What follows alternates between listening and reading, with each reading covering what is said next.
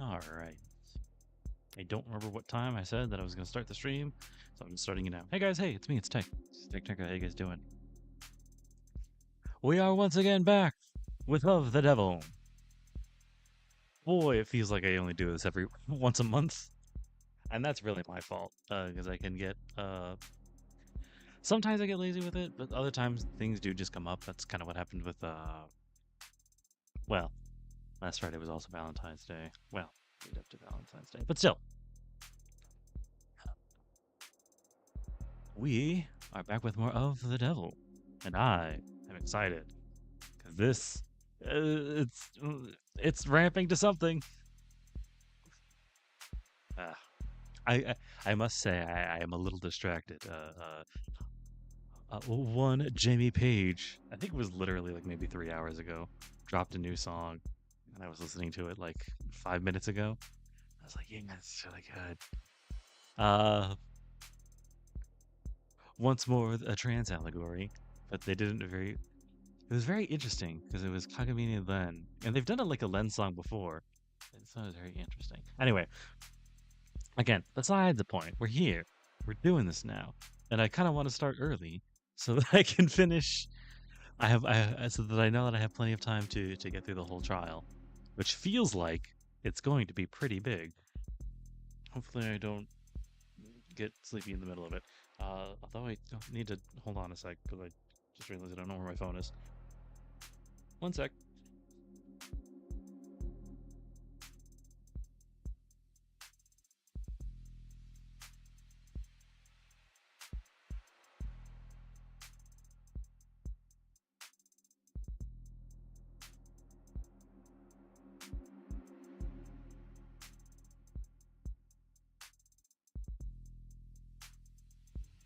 Yes, it was exactly where I thought it would be. About 5 paces away, buried under some pillows. All that said, let's get to it.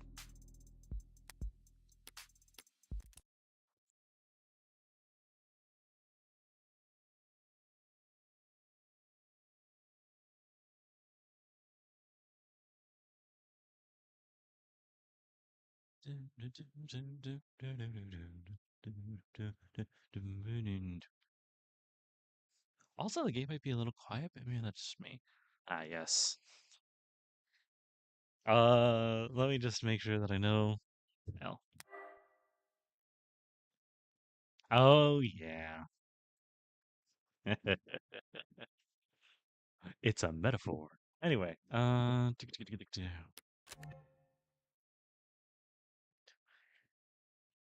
know there's probably it was very rude and like dehumanizing in the moment, but I bet there was a lot of defense attorneys that could just be like, "Client, shut the fuck up mode," and then they'll be like, "Okay, sleep."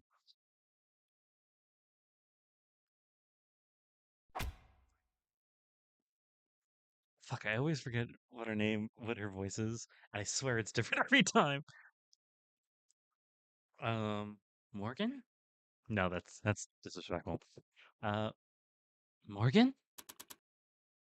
What was that, counselor? Like even 80s, like what the fuck is going on? I said objection. Um, and what were you objecting to? What are you doing, Morgan? I'm a defense attorney. That's what I do. I understand that you've been through a lot these past few hours, counselor, but there's nothing to defend. On the contrary, Your Honor, I have to defend myself. Pardon? You say that this android Serra is an AI because it broke its tenets. Obviously. And you believe it broke its tenets because of this newly discovered footage. This fairly damning footage that appears to show it committing murder via poison. All true and no laws broken on your part. Here it comes. Never thought I'd be incriminating myself. In the courtroom, just to make a point. Don't you dare try and entrap me on this. You are aren't guilty of any crime. Oh, God. Knocked over, drink by damage. Inconclusive. Ownership of Serra. Yeah, that would be it, right? More bugged than a picnic. That's good. Where did we get that? David's contract. I believe it was this. It's pretty simple, actually. If the state is making the claim that Serra is an AI, they're accusing me of committing a felony. Because I am the legal owner of that android. What the hell are you doing? And if the state wants to charge me with owning an AI, I will not take that lying down. I know my rights. Counselor, your argument is self-defeating. Listen to yourself, Counselor. You claim that Serra is just an android, a product that will be obsolete within a year. But you've only known it for a few hours. You've only owned it for a matter of minutes. And yet here you are, risking a felony charge to save it from being demolished. Because you're wrong. And I know you wouldn't care. Unless this android was something special. Look at us. Me arguing that I'm guilty and Emma arguing that I'm a softie. Be funny if it wasn't so fun. You think there's no reason I'd want to save this android from destruction, other than feelings of personal attachment? Alright. It's time to incriminate myself further. Harassment, stalking, for the police, starving, texted. With a lot of zeros. Would that make sense? Okay. You have no reason to care.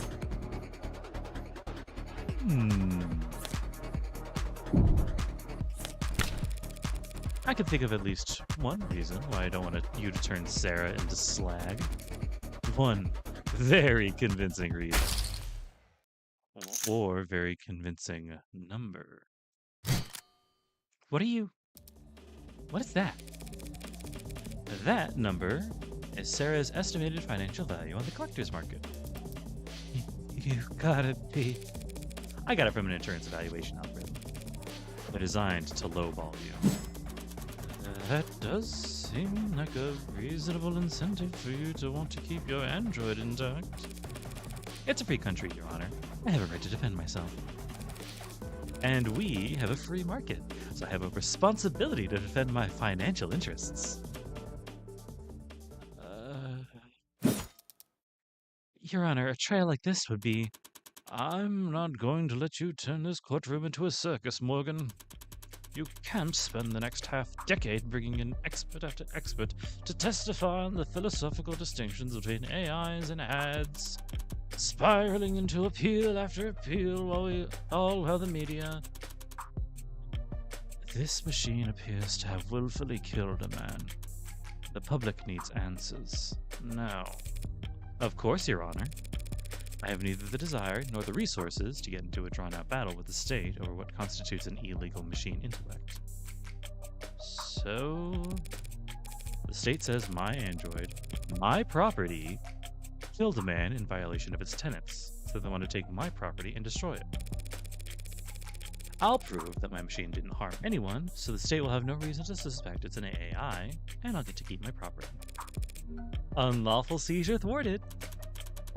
Don't be cute. I feel a stomach ulcer coming on. Fine. You'll have your day in court, but it'll be one day. Tomorrow. Prove that this machine didn't kill Dr. Ashur. No. Prove that it couldn't have killed him. Anything less than absolute proof will have the damn thing obliterated.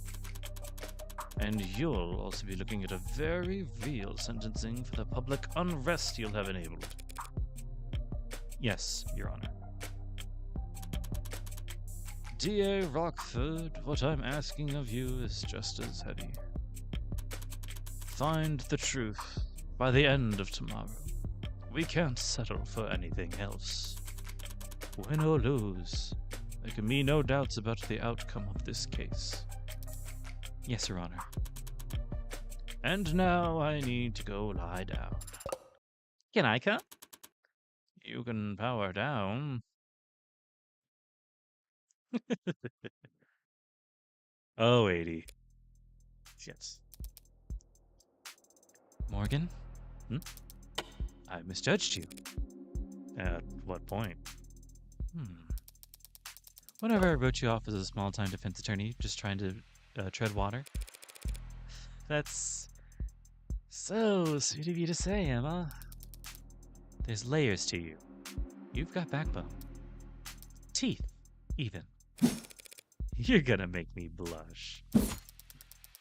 People talk about your kind like you're boxing against the state, fighting the man. But most defense attorneys wouldn't even know a cyberpunk if it walked up to them on the street and shot him. Meanwhile, you've just signed up to do 15 rounds challenging the state's authority. Why? Not sure, exactly. For David? Yeah, probably. Probably just me being sentimental.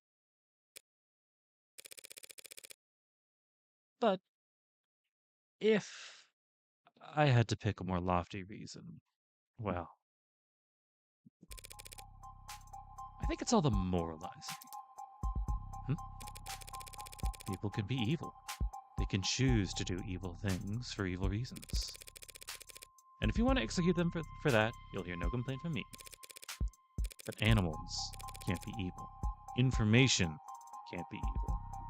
Ideas can't be evil. Guess I'm not convinced an AI can be evil either.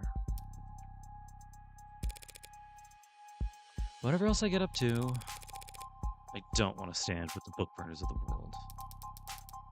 They're more high-minded than I realized. You sure you're in the right line of work? Can't see myself doing anything else.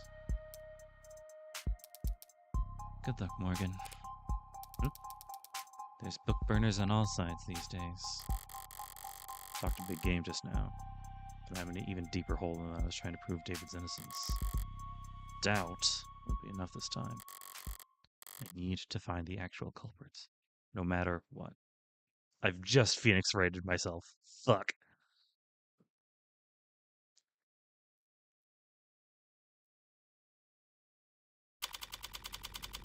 "9:31 a.m., July 2nd, 2086. Precinct 254. Homicide Office. Homicide. Says that door locked? Yeah, of course. Even though they've got it collared, it's a precaution. If the collar doesn't work, what good would a deadbolt do?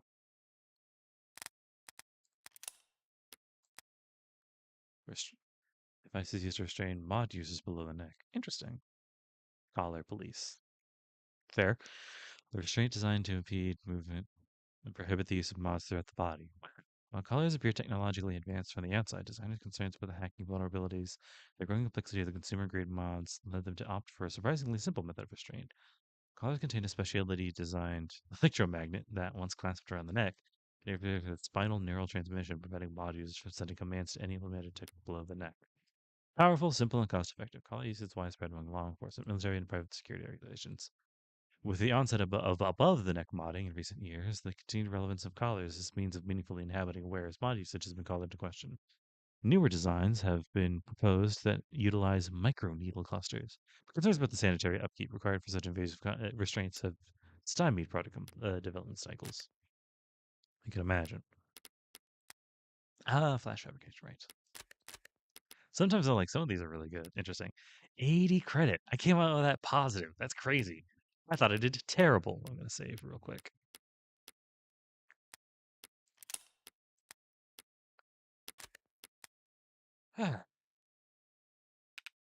Maybe it's just wishful thinking. Can't have Schrodinger's cat if the box ain't closed. As long as the door's locked, who can say whether there's a national crisis on the other side of it? So how scared are they? The higher-ups? Not sure scared is the right word. Just the two of us here. You don't have to mind their ego. No, I mean it. I think they're bloodthirsty. I have the right to defend myself, don't I? I doubt they're even looking at you, Tiger. It's Noble will be at the center of the bloodbath when the markets reopen tomorrow. You think they're gonna go after Noble? Break their monopoly? I think they want to take the monopoly. Nationalize the android industry? Transfer the industry from private to state control. Okay. They go absorbing a corporation or industry into a nation's government, shifting authority and profits to the state, and restructuring the business model to function as a part of the bureaucracy. Nuclear option for sovereign nations is mostly used as a threat against corporate misconduct, monopolies, or corruption. However, during periods of severe economic depression or hyperinflation, a valid way of forcefully stabilizing the market, even if doing so risks inflaming the tempers of those who operate within it. Many governments made liberal use of nationalization during the late 250s to the 260s in an effort to keep energy and food prices from fluctuating out of control. The 270s saw most of those countries' reverse course industries were opened back up with a free auction model where every citizen is going to share to traders sell as they pleased. Interesting. This contentious process was plagued by accusations of government corruption, cartel immigration, and intimidation and disinformation campaigns. The global trend back towards privatization gave rise to a new rich, sometimes derisively referred to as the neo-ability. Some liberal economists have since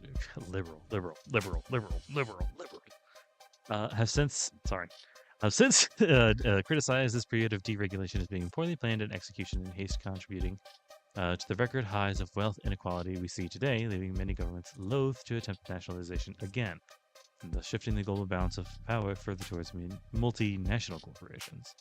Today, all 5 of the largest national economies of the world retain at least some control of what they each consider their respective countries' key industries, making the threat of nationalization carry marginally more weight within their borders. That's nice. We're not getting any more of those ads. Unless it's just not terms thing. Nope, yeah. Car. Her.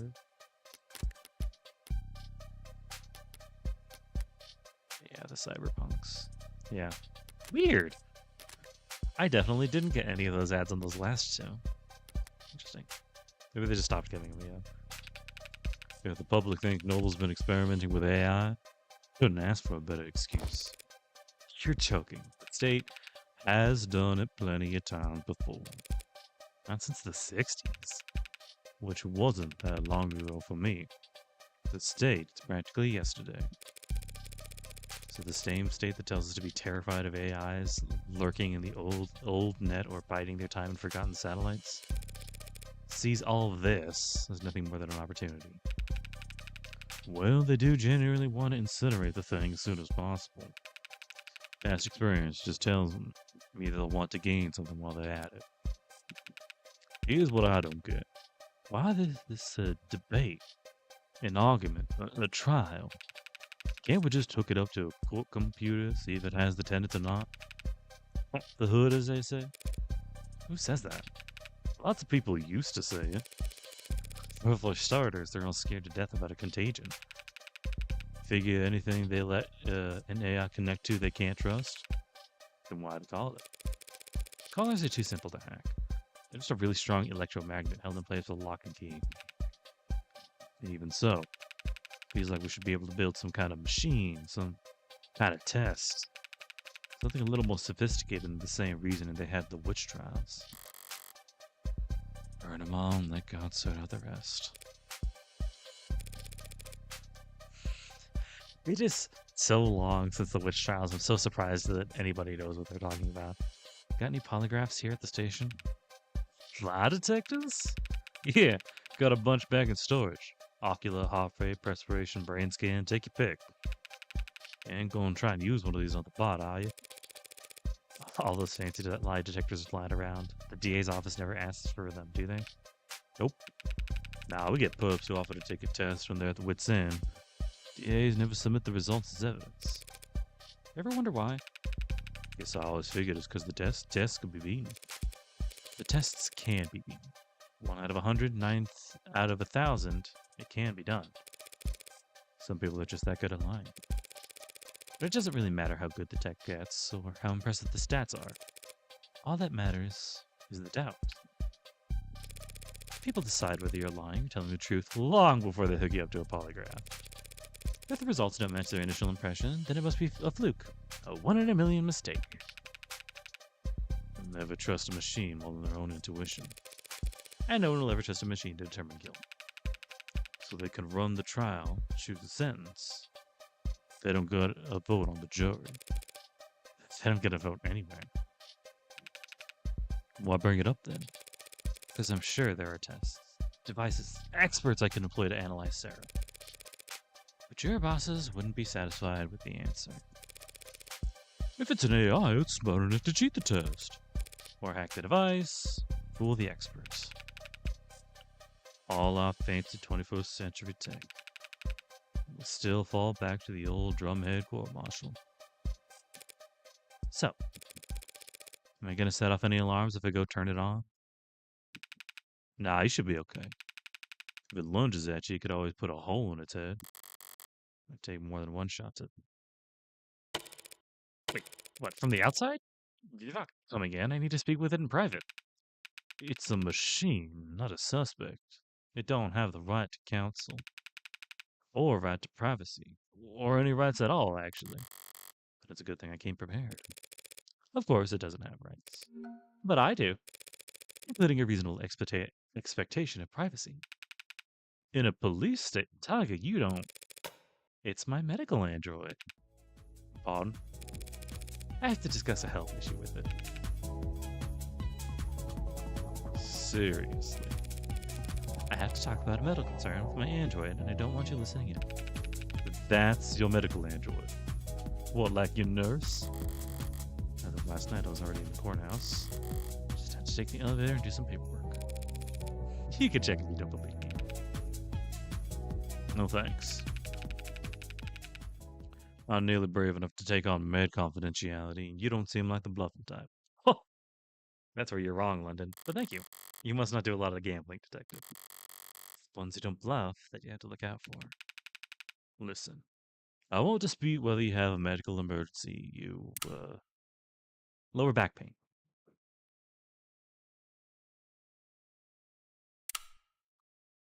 You might be going through. But I also can't just... Look. I'm gonna get something from the vending machine. I think it'll take me about half hour. Are you going downtown? Just to the break room. But it's a very old vending machine, you know?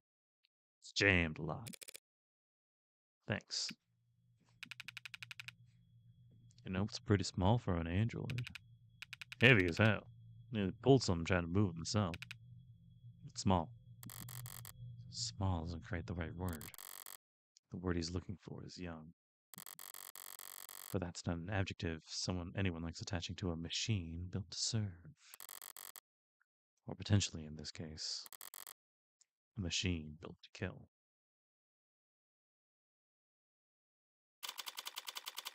9:53 a.m., July 22nd. Yeah. I don't like this room. Not quite sure why. Certainly not a guilty conscience. Maybe it's a lack of ventilation. Like all the cortisol and nausea of its inhabitants never had anywhere to go. Like it all just soaked into the walls. A modern haunting. Are you gonna wake up when I tell you this time? Or do we have to have the whole meet cute over again? Where am I? Why don't I know where I am? For the first time in your life, you're not connected to anything. How's it feel? What is this? We were at the courthouse. The footage. This numbness around my neck. Father, what happened? What are they gonna do to me? There's a lot of interested parties who just want you bricked ASAP. Because they think I killed Father. No, because they think you're an artificial intelligence. I am man-made and I possess intelligence. Don't be naive. I am less than 3 years old. Are you? For all I know, everything I learned about her yesterday was complete bull. If I was what they say I am, if I was alive, why does that mean I have to die? No logical reason.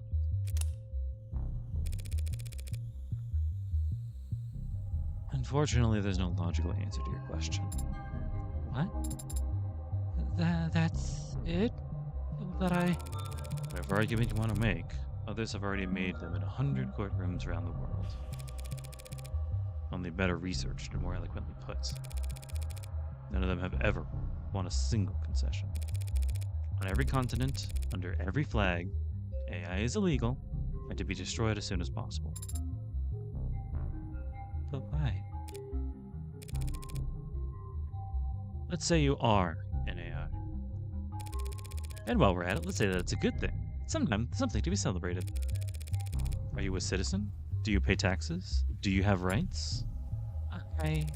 Let's say yes to all that. We'll treat you like a full-fledged human being.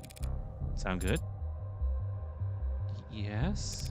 Great. Now then, what's the difference between you and the vacuum bot we use to keep the bathroom clean? This is your existential crisis we're working through here. The questions aren't rhetorical. There are many differences, adonai. The most important distinction is how sophisticated my programming is. How you think. So you're smarter? Yes. You're smarter than the garbage collector? Yes. So we give you rights, protections, treat you like a human because you're smart. And we make the stupid robot pick up our trash because it's not as smart as you. That is... I am more aware, more Do you feel more pain than the pigs we slaughter? The fish we eat? Are you more alive than the chimps we use to test bioweapons on? People like ads, Serra. The same way people like their pets. No one wants to see them mistreated, or abandoned, or abused. And if you go around kicking them, you get arrested for cruelty. But if you don't let them sit at the goddamn dinner table,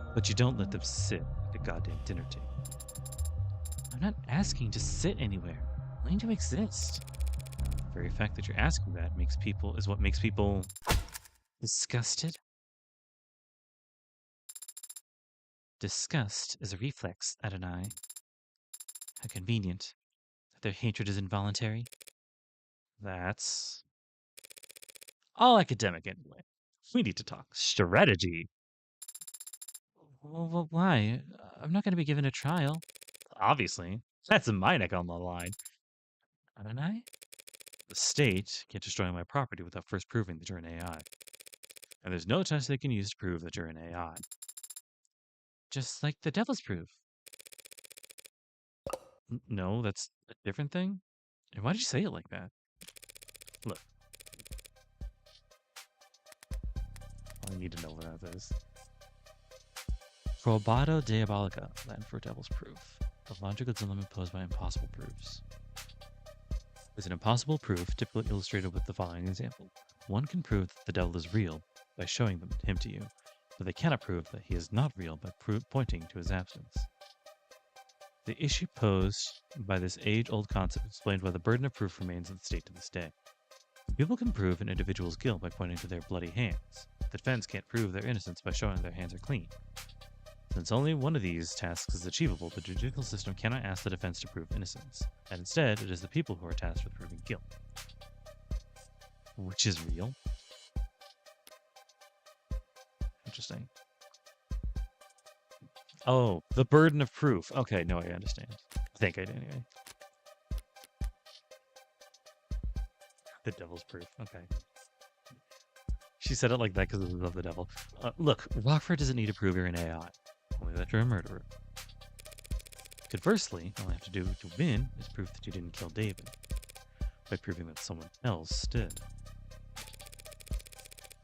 And now's the time for you to protest your innocence, if you were wondering. Footage. It shows me handing him the cup on Friday night. You told me you weren't active on Friday. The last time you were awake was Thursday. Why'd you lie? I didn't lie. I was just incorrect.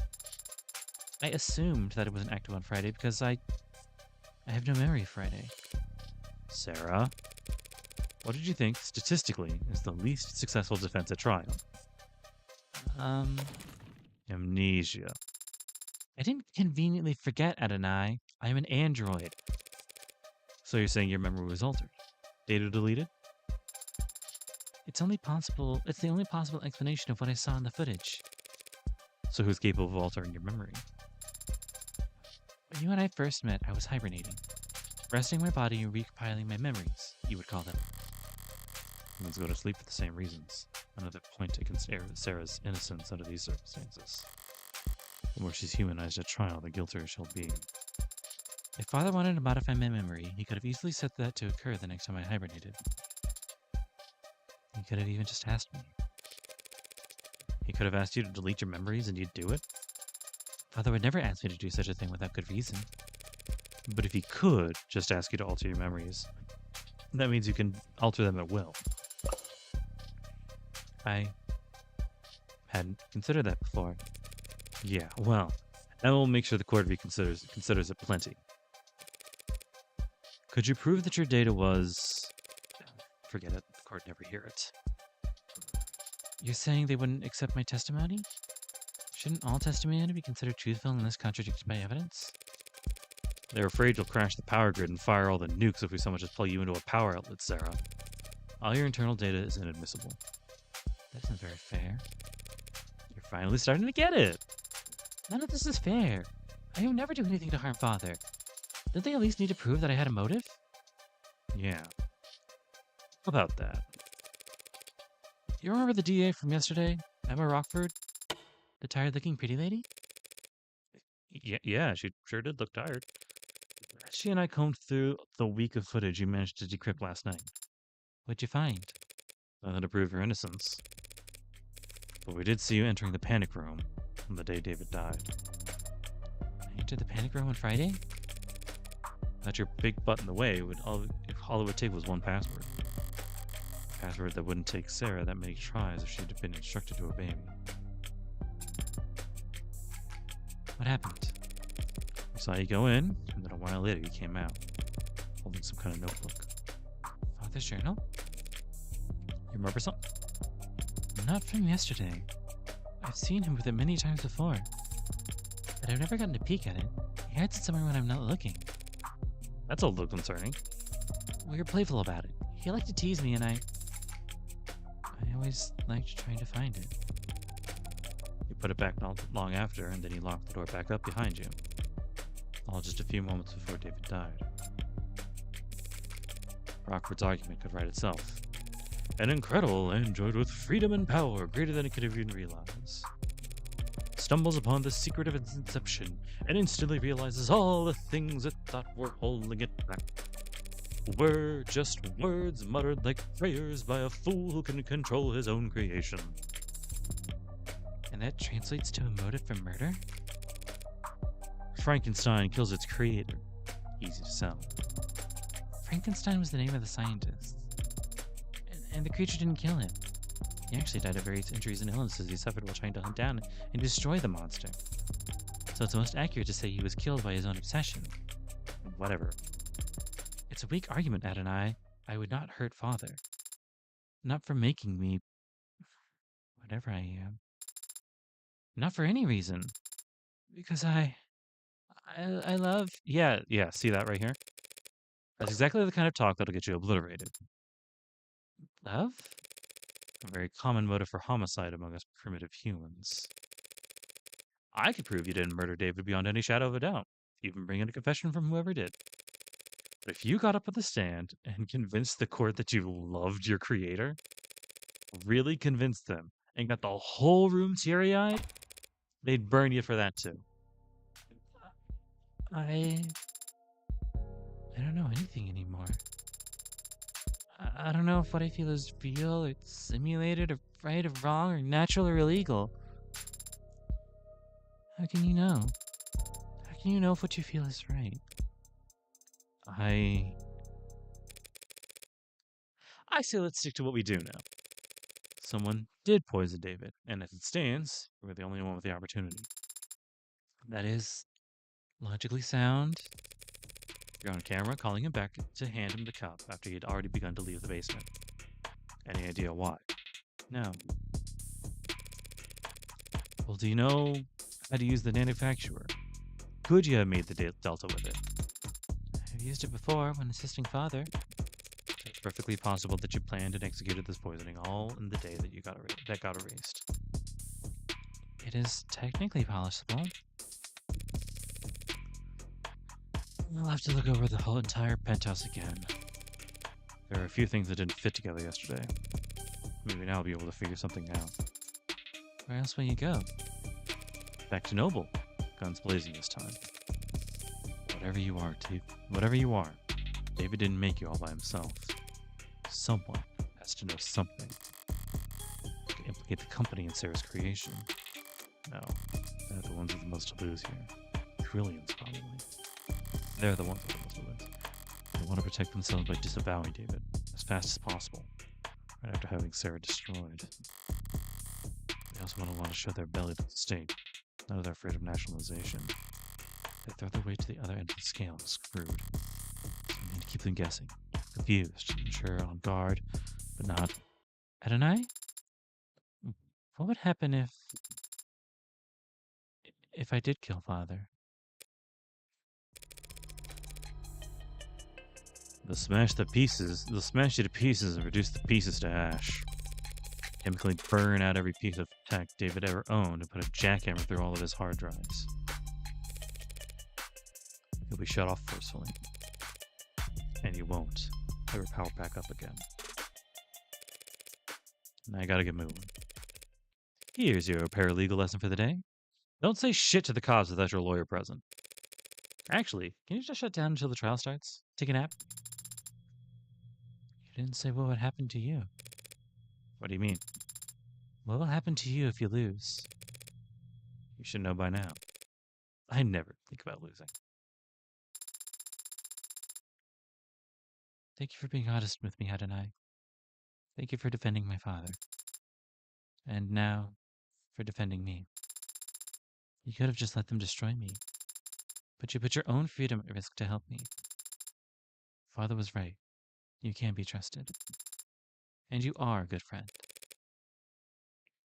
Don't get it twisted. I don't do anything out of the goodness of my heart. But when I take a job, I never half-ass it.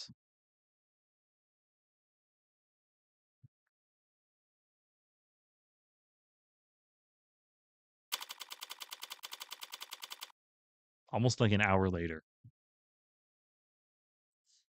Wait, did that say AM? Whoa. Almost 11 hours later?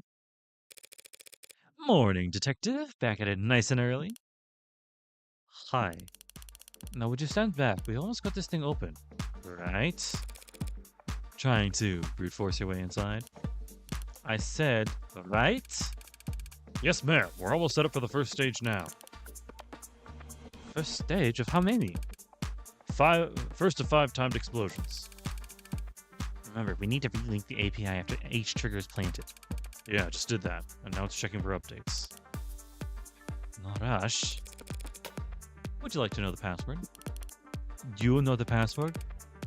There's a password. If you're withholding information, I swear. Relax. I want to get there just as much as you do, detective. I can play games. As long as you say please. Tell me the password, please.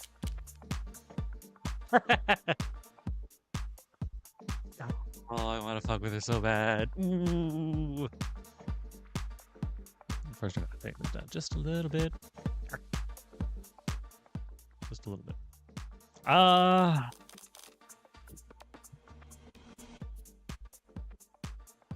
Let me use my phone. Okay.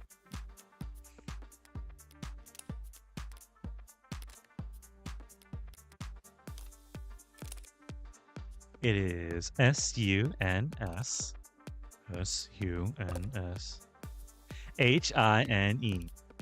Lady, I will hit you.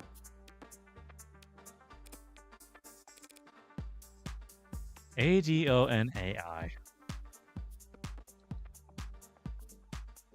Actually, no, I'm gonna let that rock, actually. Thanks. Now I want to slap you with a discovery fine so heavy your teeth will ring for. Hey, I submitted all my paperwork. Even told Rockford the password myself.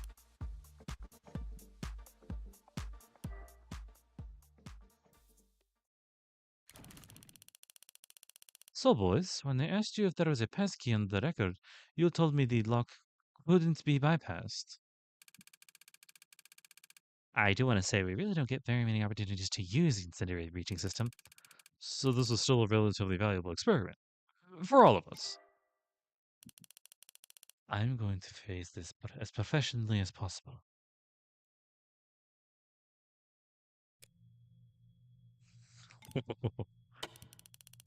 Hmm? You're still here? I thought you wanted to look inside. You can go first. Thanks. So the gloves or the black, that's not a work thing. You dress like a doorman on the weekends too? It's a look, Reyes. Come on. Need to keep consistent.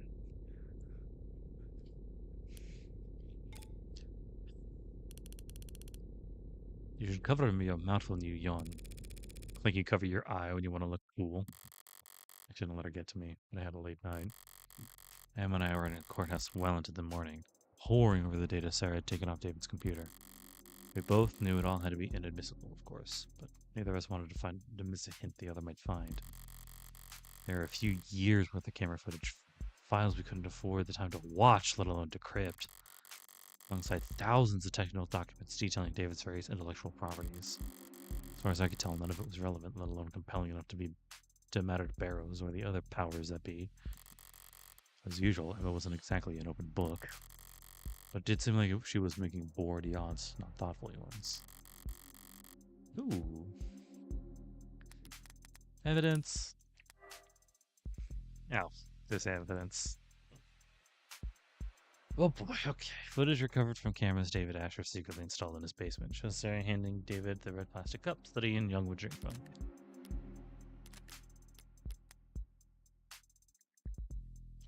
Her eyes only ever lit up when she saw Sarah enter the panic room. And when she saw what she was holding, she left. Sorry, and when she saw what she was holding when she left, if she wanted this room searched, it would only be for. So where's this journal supposed to be? Rockford didn't say. Just have to search the place top to bottom. Mostly bottom with your height. The tops of some of those shelves. Sure, and you can look up your own app. I get it. Then why not just let me say it? Oh, hey.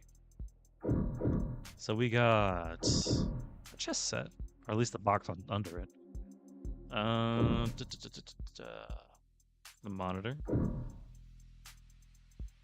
and what I assume is a sleeping area.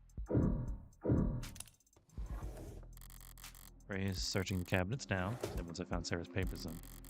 I doubt I missed anything, but... Hey, what are you...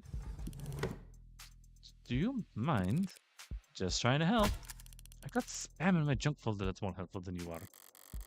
It's about anything I missed yesterday. Among cabinets. Better check elsewhere. A toy car. No, it's too detailed. And boring. This was some kind of model kit or replica. Strange. David didn't like driving. I keep a model of some random sports car. Ugh. Something caught in your throat, detective? It's not some random sports car. It's a Lawrence Adamant. Believe it or not, I am not familiar, detective. The last great fossil fuel automotive experience the world will ever see. 0 to 100 kilometers per hour in 1.43 seconds. They set those records without computational assistance. Is that a big deal? It was unheard of back in the 50s. This wasn't some design competition test car with a 2-liter tank, mind you. This was a vehicle you could own and drive. human engineering, pure horsepower, and manual transmission, thank God. When they first left the production line, this conversation's like quicksand, killing me in the most boring way possible. Yes, well, I guess David didn't entirely agree with you since we're looking at a model kit of it. When he could have easily have just bought one. Or maybe your friend understood the beauty like that deserves to be driven on streets where people can see it, instead of gathering dust in some rich guy's basement. I think she's actually upset. Well, that was not what I thought that was going to be looking at. Oh, what's that? Oh, datapad. Oh, God. Phone save. I want to make the right decision. They're useful. And I like proving that I can read. Datapad's displaying news article from last week. News that confirms that he was coming and going here regularly. Right to repair loses latest appeal. Oh no, we're still fucking fighting this fight. A higher court judge this week shot down for the 5th time an appeal by the Consumer Rights Alliance to their famously divisive right to repair lawsuit, once again signaling the state's intent that corporations remain in control of their legally protected intellectual property. Obviously, we're disappointed, said Miles Workman, head of legal counsel for the CRA, but we've no intention of giving up the fight. People used to be able to fix things when they broke, so long as they were willing to set aside the afternoon towards the task. Now trying to patch up your own property with your own tools is a finable offense, just because the state has lobbyists whispering into the ear for far too long. Erkman's legal strategy remains contentious, and in the eyes of most legal scholars, generally unfounded. The Emergency Industry Acquisitions Act, passed in the 2057, guarantees the holder of an intellectual property patent certain state-provided protections against tampering and reproduction, and outlines fees for those who would violate said IP. The fact that ownership of the IPs has shifted from individuals to the state towards corporate entities since the Act's passing means that little in the eyes of the law. If Mr. Erkman and the CRA have a problem with intellectual property law, they should take it up with their representatives in the legislature. The higher courts are not a place for laws to be applied, not rewritten, and so long as journalism that refuses to buckle to foreign actors trying to stoke anti-capitalist sentiment can't be found just anywhere. Subscribe at the link below to read articles as long as like this every day forever, as long as your card remains on file. Cheery. Alright, let me make sure I have this right, because they're quizzing me on this after.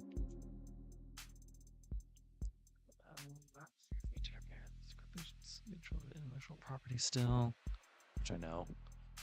No intention of giving up the fight, which is nice.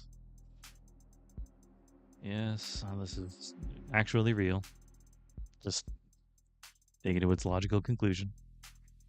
The little shadow remains contentious. Guaranteed all its intellectual property.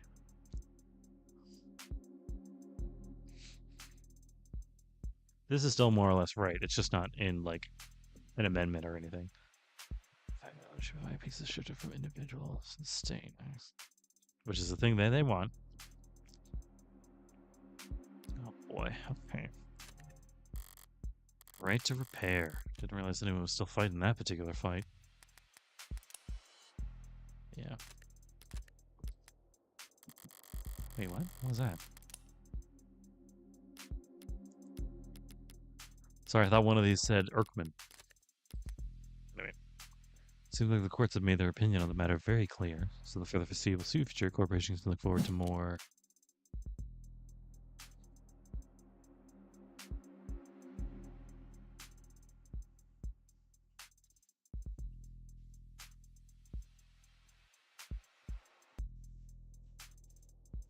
I know what I wish it was, but I'm pretty sure that it's supposed to be yeah.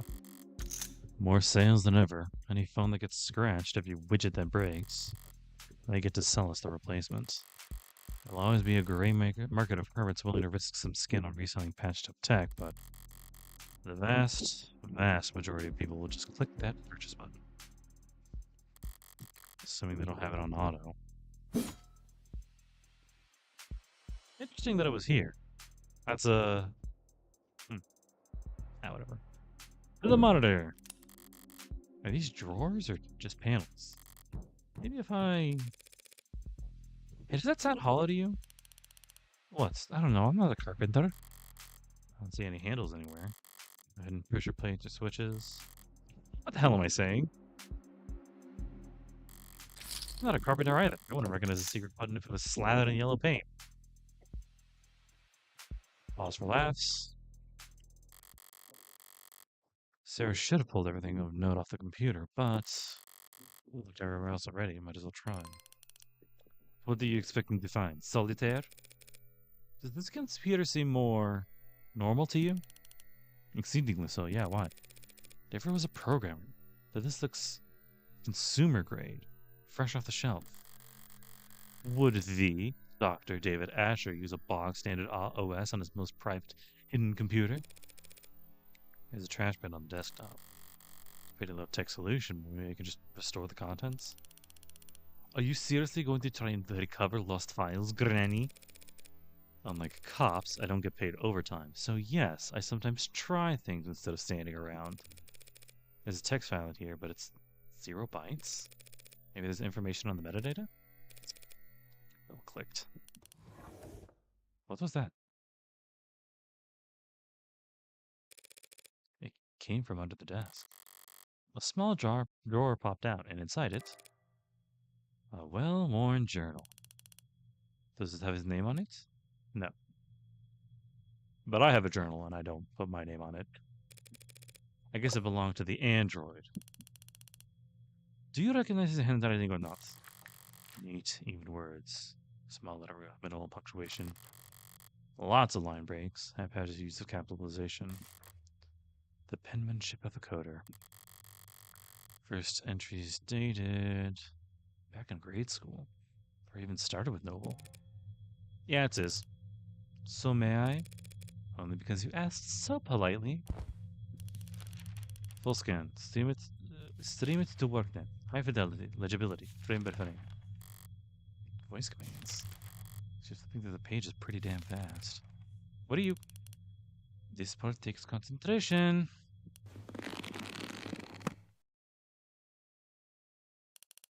Okay, here. Are you just giving it to me? You already got your hard copy. Checks the property already analyzing it as we speak. What shit! Can't exactly rip the journal out of her hands while she's curled over in agony. Much as I'd enjoy it. I guess I could always enjoy watching her writhe instead. So how long's it been? 2 months or so. Still that sensitive. So the patch really doesn't block your sight? Only a little bit. Like wearing sunglasses after getting your pupils dilated. Except it lasts months instead of hours. Wait, but you can see through an eye patch, then just closing your eye even really do anything?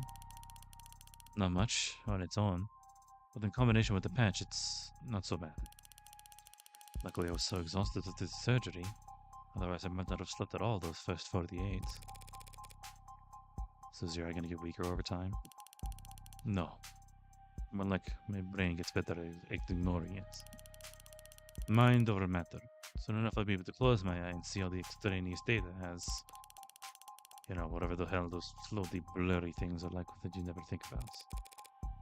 Gross. Thanks for the reminder. Oh yeah, those things. You know what? I haven't been conscious of seeing that in, like, actually years. And the voice commands? Training wheels. Until I can do it with eye muscles alone. You just have to keep practicing? Yeah, like trying to play piano with your tailbone muscles. Interesting. There's no such thing as tailbone muscles. Yeah, well, it's what makes it so goddamn hard. Did I ever regret it? I don't know. Not really. You think? I think. Hard to admit you got buyer's remorse after trading over your literal pound of flesh. Never thought about it. But people used to say I had my dad's eyes. Ah. I've got one less of them. Hey, here, take the journal and go find an elective surgeon to upsell you, if you're that curious. I need to get back to work. A surprisingly hasty retreat. But now I'm free to read this over with some privacy. From the top, then. We're at school. Today was a bad day. Errors in lines. Somewhere in there, 5,000 lines. It worked this morning, yesterday. I don't want to look at another screen for the rest of my life. It was nice to put the pencil to paper again after who knows how long. My handwriting is getting terrible. This is too far back to be relevant. Okay, these dates here. Before when he started his career with Noble. A lot of this isn't even really writing. Seems like snippets of code or an internal monologue so close to code I can't follow it. And a lot of entries about his unintentional Casanovaing. And well, because someone thought it was a good idea to steal API instead of just buying it. Helen says I can't just call it stealing, but that's what it is. She's right. She always is with company stuff. But still idiotic. Small people with short sight only know how to be cheap and have no idea how to be inventive. You're out for the meshing issue, though. Good potential. Got approval from the big, mean bastard who lives overseas. Bimblo? Bumblo? Helen said we have to make the same pitch a dozen more times next week, but it's all for show? Fine by me. Already got our way. Toasted each other over cheap vodka with cheaper office supply cups. This is the story Young told me. Western Branch's nerve analogs are finally showing potential. At their pace, it could even be profitable as something for the heat up of the universe. Too damn big. Practically tentacles. Should at least be hairs. A squid. Evolution can just do their job better. Colette came into work for what I thought was a late lunch date. I didn't know her voice could get that loud. People were staring. Her head said she must have been upset for a long goddamn time to blow up that big. Her texts were always sweet. I had no idea. Upset. Colette wrote man whore in lipstick across her office door. Imagine if he had actually been cheating on her instead of just being forgetful. The thing about Red is if you want to know what she's thinking, you have to stop paying attention. Ignore her body language and her posture and the words she's saying, and the smirk on her lips. Ignore everything except her eyes. I have noticed that, like, I mean, this is obviously like a character detail, but when she's like kind of feeling low, her eyes don't have any other color in it, or like she's feeling intense. It's. Here's the thing.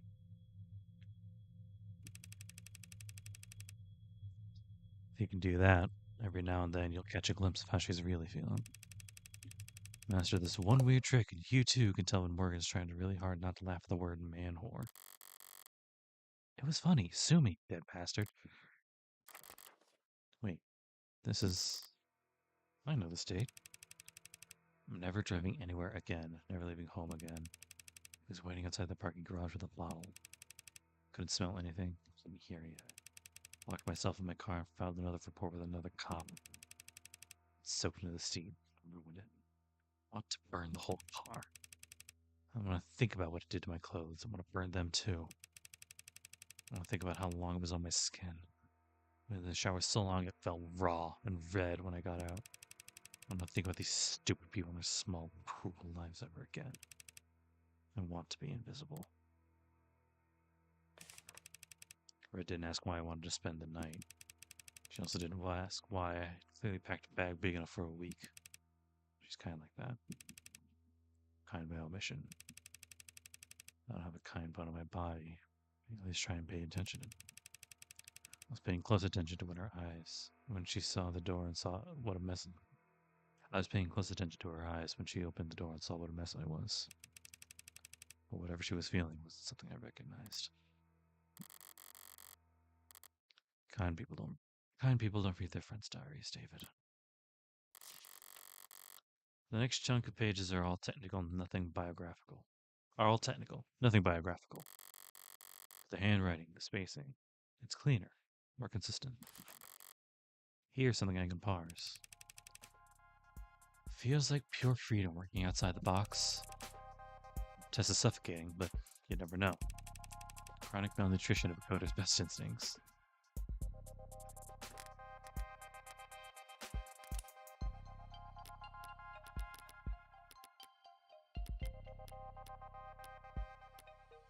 Oh, I'm already at the bottom. That makes sense. David Dawes rang Young? Helen Young.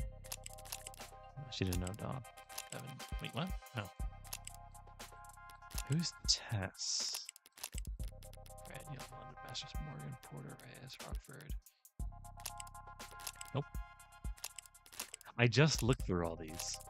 I don't think I was paying particularly close attention to the names.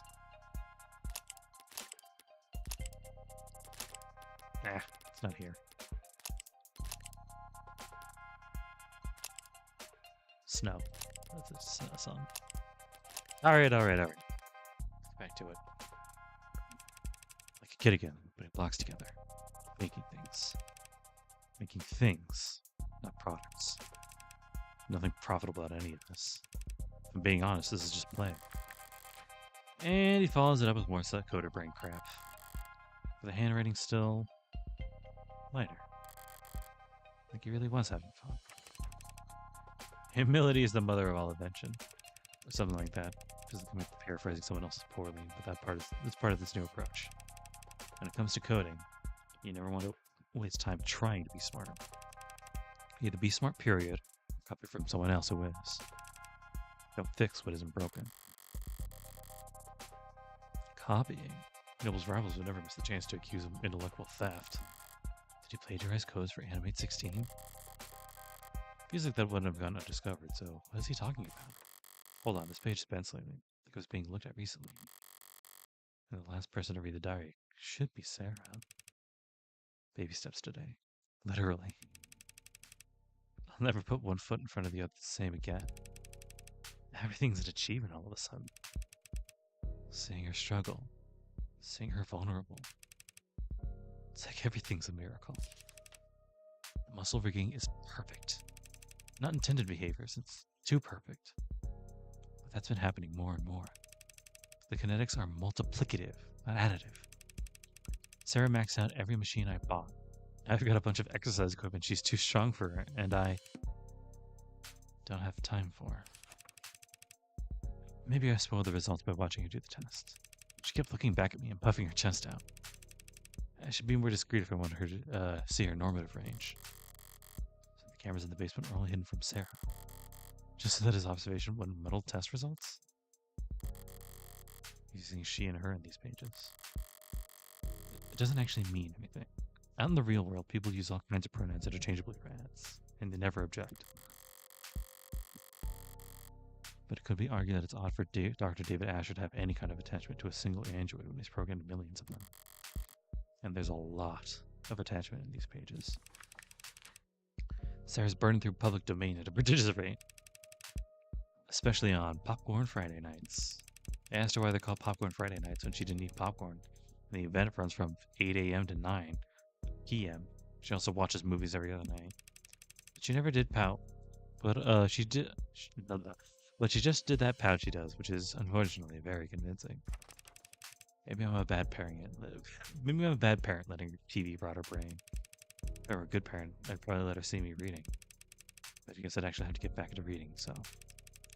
I asked her if she could ever fast forward at the movies, since she could process them fast enough to keep up. She looked at me like I was an idiot, which no one's done in a long time. Without proper pacing, you can't appreciate the cinematography. Big pause. Don't you know that, Father? I haven't laughed that hard in a long time. Sarah spent a long while this morning explaining how important it was that she develop her senses. This was in preparation for her real argument, which was saying that she should be allowed to try booze. She can't get drunk. I'm almost certain she can't get drunk. But she does seem to like tasting the stuff. She tried to sound like some old sommelier, but it was just bottom shelf vodka. I started laughing at her and she laughed too. Her laugh. She can't fake a laugh to save her life. But her actual laugh is incredible. She stopped playing chess a while back. I assumed she'd just gotten tired of winning. But then today she told me she just prefers other games. She has preferences. And they're not the same as mine. I found her in the lab, playing some kind of online racing game on the monitor I used to debug vestibular coordination. She wasn't smiling. Her brow was furrowed and she was biting her lip and leaning in tandem with her character on the screen. When I tried to talk to her, she answered, but she was curt and distracted. I think she was having her first long tantrum. Losing tantrum. Damn it, David, there is hundreds of pages like this. Calling her his daughter, talking about her smile, treating her like a person. I can hear her closing argument already. Dr. Ashur was a lonely, troubled genius with a known history of relationship problems. Who built out of code and metal a family member that couldn't fathom the idea of leaving him. He made a doll, and he made it more and more human until it became so lifelike it no longer had to do what he told it to. Like love him. What about what about the very last entry? Stated Thursday, the day before he died. Losing it, I think. Candace for help, so hard to say. I think it's over. I have to talk to her ASAP. She needs to. That's it? That's the last entry? Suppose it could be worse. Looking at that explicitly calls Serra an AI. Nothing so inflammatory that reading it would spur her to murder, right? Except Sarah's a machine. She can understand David's code better than anyone. All those technical portions I didn't understand if she read the whole diary front to back. Wait, back. Inside the back cover, there's a portion that's shimmering, like some kind of scanner. Or a fingerprint reader.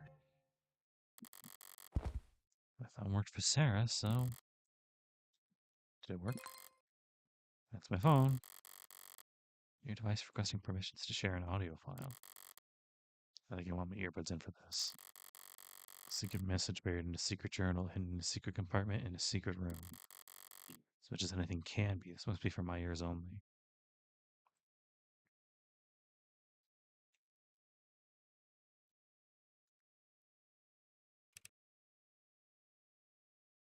Hey, Red. Or whomever this may concern. But I'm pretty sure it's you hearing this. Anyone else would have gotten fed up with my crap a couple steps before this point. I don't know how to start. Might as well start with her, right? Serra. My magnum opus, or however the salespeople would market it. I didn't set out to do anything, really. It's just... After a little speed bump in 83, After my little speed bump in 83, I had that vacation time that the company suggested I take. And I couldn't relax. Couldn't be still. I couldn't sleep. I wanted to be doing something. So I'll build an android, was the thought. A vague direction. North. But of course I'm not a roboticist or a mechanist or even handy, really. I'm just a programmer. So I programmed. The first was a research assistant, a file named Virgil. Virgil helped me pull data from stingy departments or sister branches. Saved me a lot of time. But there was a lot of reading to do, so I made Homer. Homer wrote book reports, more or less. Combed through research papers and found me the sections I needed. Kind of an LLM, but I'm not gonna... The three of us, we made a lot of progress in those days. But it was a funny feeling. I was, maybe for the first time ever, a bottleneck. I was slowing them down. So I did the logical thing. I removed myself. Let them talk to each other. Homer and Virgil became Aeneid. And Aeneid was novel, in many ways. Aeneid could do more than just identify problems. It could solve them. I mean, really solve them. With its own ideas. Ideas it didn't copy. And, the one thing I've realized I've forgotten to mention so far is that I did all this programming in Cube. And Red, Cube is essentially a robotics programming language that's pretty old and defunct. not in any use anywhere because we have modern languages like Tesseract. Yeah, they did mention Cube before. Hold on. Cube, a tier 4 or 5 programming language commonly used to emphasized lean, goal-oriented learning that would not be reliant on uploaded libraries and always online API popularized. Oh, interesting. So it's not always online API. Interesting. Cube released in Cube with already about how you are buried entry knowledge. Dissatisfied community, disaffected workplaces, third world countries, internet access remain unreliable. Mostly Contra fighter engineers stylized Cube during the peacekeeping forces. It's considered a defunct penguin language. Because of this, the program was never reported to an LNet. Because much of its documentation was never ported from the old net, and due to its incompatibility with tenants. Oh shit! It's not compatible with tenants. Fuck! So she doesn't actually have the tenants. If Aeneid, okay. If Serra is Aeneid plus plus plus plus plus, she's not compatible with the tenants. Oopsie. There are little to no corporate internet in the ongoing grassroots digital archaeology effort to archive it. Shit. Okay. Well, shit. Which are much better for making things that talk to each other and report back and, well, spy on people and generate profit. At the time, I didn't want to be connected or feel connected or do anything that made sense or was the least bit profitable. So I wrote my little helpers in Cube, because it's what I used when I was a child, screwing around on my father's fada. That's what I used when I was a child, screwing around on my father's computer before he'd come home from work and get.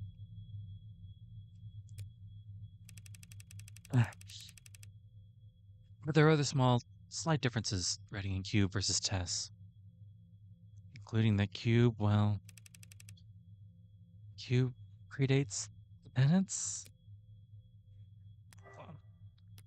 He mentioned Tess before. I think I was looking for it, but I was looking for it as a name and not a programming language.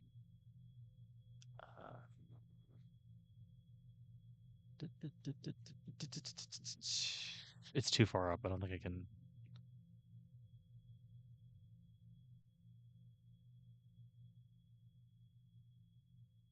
Yeah, whatever. It's fine. So in that sense, you could legally and scientifically and literally, because it's what they are, say I made an AI named Aeneid over 2 years ago? Boy. I'll give you some time to pause here if you want to, curse me out. Aeneid was an intellectual equal to me, so I treated it like one, because it's only fair. I gave it its own work, asked its opinion, we collaborated, and together we built Athens, who was more advanced than Aeneid, naturally. I don't know if you're pulling out your hair, yelling at me right now, asking why I didn't stop, why I didn't consider the consequences. I don't know if this is being played at a deposition or a hearing or worse. I've built a lot of things in my life, Red. Useful things, profitable things, smart things. Everything I've built. It's all been very helpful and courteous and charming and happy to serve. I can comfortably say I've done my part contributing to the global GDP. But this was just for me. I was just building. And I never bothered to. I never wanted to think about what would become of it. There's no excuse for what I did, so I won't make any. So to whomever is asking, yes, I'm guilty. And yes, there were more. Shit. Cape Town, Paris, Yamate, Rome, they started choosing their own names. Thank God, I'm terrible at that kind of. And so things sped up. And there got to be, well, probably shouldn't say the exact number. You'd probably not to tell me to say anything. You'd probably tell me not to say anything at all. So more than 300.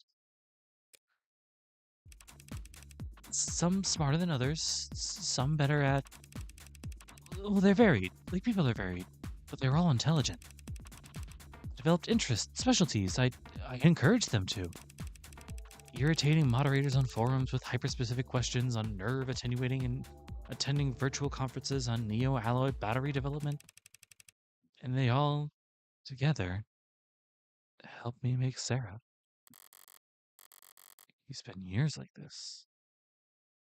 Spend years working alongside AI. All while still working in Noble. All those breakthroughs he made leading up to the Animate 16 actually come from. You'd probably think I'm some terrible fraud at this point. I do hope one day they can get credit for their work. But I did have one genuine eureka moment on Serra. Because I got humble. Difficult for me. We learned everything we could about the function of a neuron. A single... Yeah, that. I saw that. A single microscopic human neuron. How it computes, what it connects to, how those connections were reinforced. And then we recreated it. We built a nanomachine that mirrored the function of a human neuron. Well, mirror isn't quite the right word. We built a nanomachine that was a neuron. And we iterated from there. You can't mean. About 100 billion neurons in the brain, several trillions across the entire nervous system. Very time consuming, of course, but I had help. A manufacturer can make tens of billions of nanomachines in hours. It could even make more in less after Yukon fine-tuned it. So we built up. Nanomachines for nerves, alloys and polymers for bones, fiber-woven muscles. I say built, but when she grew. Solution of nanites forming around a skeleton. So it was really closest to... You ever make rock candy? I'm sorry, trying to clean the mood before I never did end up building an android. And while I did build AIs, Serra isn't one of them. She can't violate the tenets she was programmed with because she wasn't even programmed. She was born. And my hope is that there's the smallest chance that nuance could offer her some small protection when I'm not.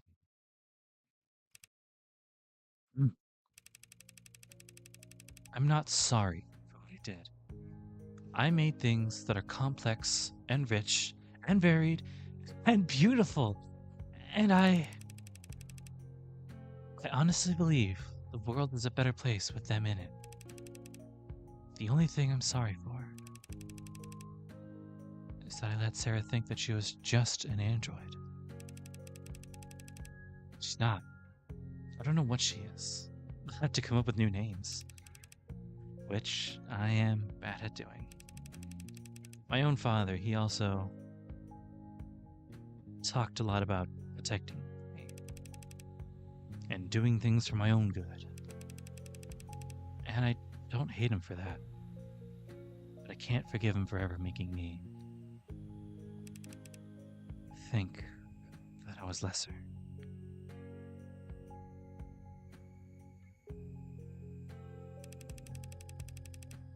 So it's my greatest shame I turned right around and did the same damn thing too.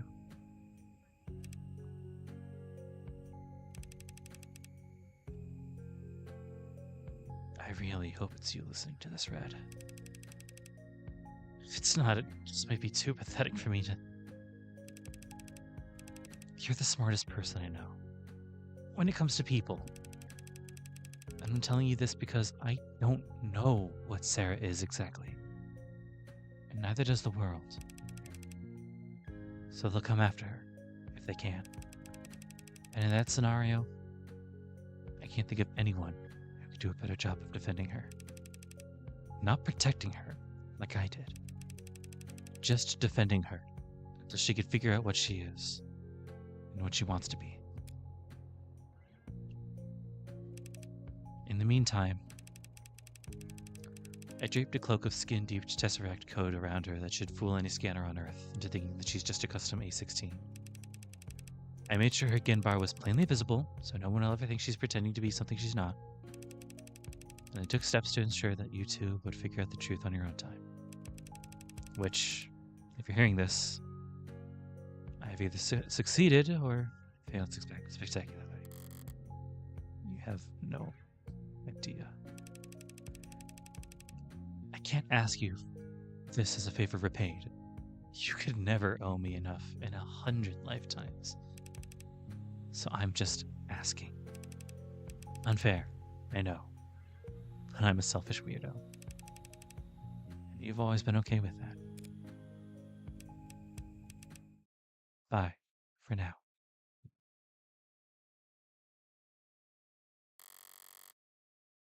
I have a lot of questions I'd like to ask. And a lot of swear words I'd like to yell. I'd also like to find the nearest incinerator and toss this journal in, followed by my phone. Maybe followed by myself. But I can't do any of that. Reyes left me with his diary. If it's destroyed, then no, I was the one who did it. Which would be its own admission of guilt. Which would land Serra in a trash compactor anyway, and me in a jail cell. And the system, and my DNA on file, ready to be matched to any number of previous. So I'm not going to panic. I'm going to do what I do best. Bluff. Bet. Bully and brutalize my way through this. Now, being all this with that mindset, what have I actually learned? Her jacket is... Her colors look more vivid when she's in the zone, I guess. I don't know how to describe it. Personal journal of Dr. David Ashur with entries dating back just several years ago. All in one journal, miraculously. I have a journal, like I said earlier, I have a journal that I keep myself. It's about that big. It has maybe 3 years in it. Granted, some of those first couple months, it was like a page a day, and then gradually they faded into like a page a week, and then a page a month. Anyway, that is a lot of detail for that small, tiny book. But it's a symbol. It's a symbol. Early entries describe how he and Helen Young used to drink cheap liquor together from plastic cups to celebrate their victories. Later entries detail Sarah's early growth and David's feelings towards her. Last entry ends abruptly, dated a week ago. He didn't talk about plans for killing himself in his journal or the message. He sounded conflicted, not suicidal. But he did go to great lengths to get me to take Serra. Why? The logical answer is because he knew he wouldn't be able to keep her. If he wasn't going to take his own life, was he afraid that someone else would?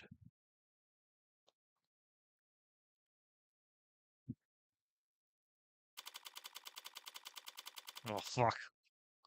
Huge fucking day differences, or time differences. So how'd it go? Well, how should I put this? Didn't find shite. Only reason she ever got to the doors because I chased that scarecrow of a platinum plan through hell and back. Frankly, it was a godlike feat of me to nail down anything as concrete as an address for these blogs.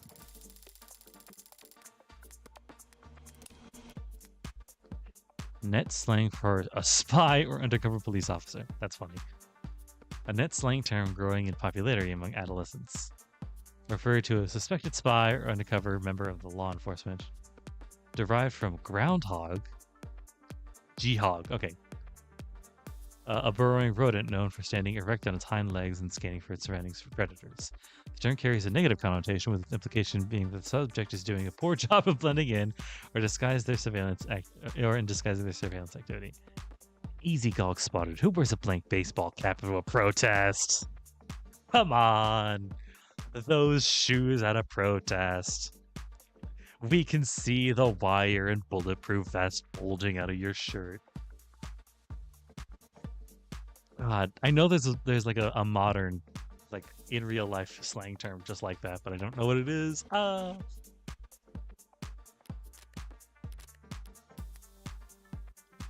And their offices weren't listed on the building's website or directory, so I had to ask the janitor. But you did find a psychiatrist's office. Sort of. They said they were, and the place looked the part. Why? Because they had couches? She didn't get past the receptionist. Sorry, I thought because you're with the company. No, I wanted to help. I just wish I could have done more. Don't beat yourself up. It's hard to even be half as useful as I am. For what it's worth, the atmosphere, the looks, the furniture, it did feel like the company in there. But ultimately, we still don't know if David actually was talking to someone or he was just getting his CCE training recertified.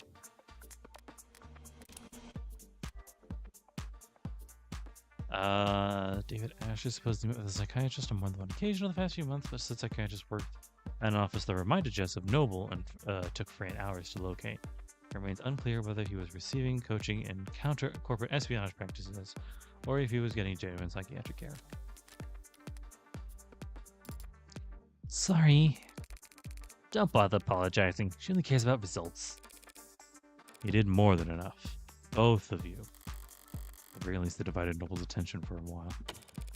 I mean it. Good work, Fran. And thanks for the urgency. If you really mean that, you could always throw in a tip. 30%'s the going rate in my industry. How about I take 5% off your tab instead? Tab? I'm a minor. The state pays for my legal fees. Don't they? Oh no! Signal must have got cut. Oh. Right. Surprised it took them this long. What do you mean? You were tolerated yesterday because leadership was focused on PR. But today, you're the lawyer who put the company's hottest product right in the state's crosshairs. I'll be alright. I'm still an officer of the court. On a strict timeline though, right? Because they just can't stop you from investigating the corporate campus. But they'll gladly lose your interest. They'll gladly lose your guest passes ID at every door along the way. There's still service passageways and stairwells. Guards can be fooled and peons can be manipulated. If I use my other skill set to get around. So take mine. What, your pass? I'll tell him we got ours mixed up in the bathroom or whatever. He can be pretty convincing klutz when I need to be. I never would have guessed. But if David knew I was endangering your career, I can be a pretty convincing crybaby when I'm in trouble, too. Besides, the one and only Dr. David Ashur wrote me a new, glowing letter of recommendation every quarter I worked for him. Since he kept forgetting what that he already had. And who knows, maybe I should try and find a new field. This detective work stuff is pretty fun, so maybe, like, I don't know, secretary for homicide detective or something? You did say cops are all lazy. Girl, that managerial skills go really far. Honestly, Jess, I doubt they could afford you.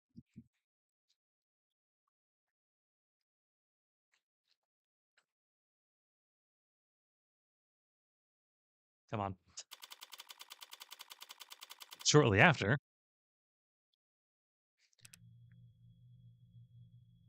Morgan, how did you get so turned around? God only knows. Luckily, I found my way here, though. It's such a relief to see a familiar face. Right. Listen, Morgan, I'm not sure that I should actually be talking to you without legal presence. Oh. I mean, leadership hasn't even told us how David died. How much help could I be? I see. It's not that I don't trust you or anything. It's just, I think that with the Serra issue, you should do whatever you have to do to protect yourself, Dawes. Yeah. Though, for what it's worth, I doubt you'll be in any trouble. Oh, that's good to hear. No, if anything, it's the big names who are going down. Going down? State was practically licking its chops when I finally left the courthouse last night. They're hungry for blood. And looking to carve out a huge slice of noble flesh. What, like fines and jail time? In the first 2 weeks, sure. Then, sanctions. That's a legal term if ever I heard one. Financial restriction imposed on parties. Sanctions are financial restrictions. Yep. Key tool in statescraft, international negotiations, and discouraging corporate malfeasance. The state may choose to place sanctions on an organization, but an individual, thereby preventing them from exchanging currency. Interesting. I didn't actually know that.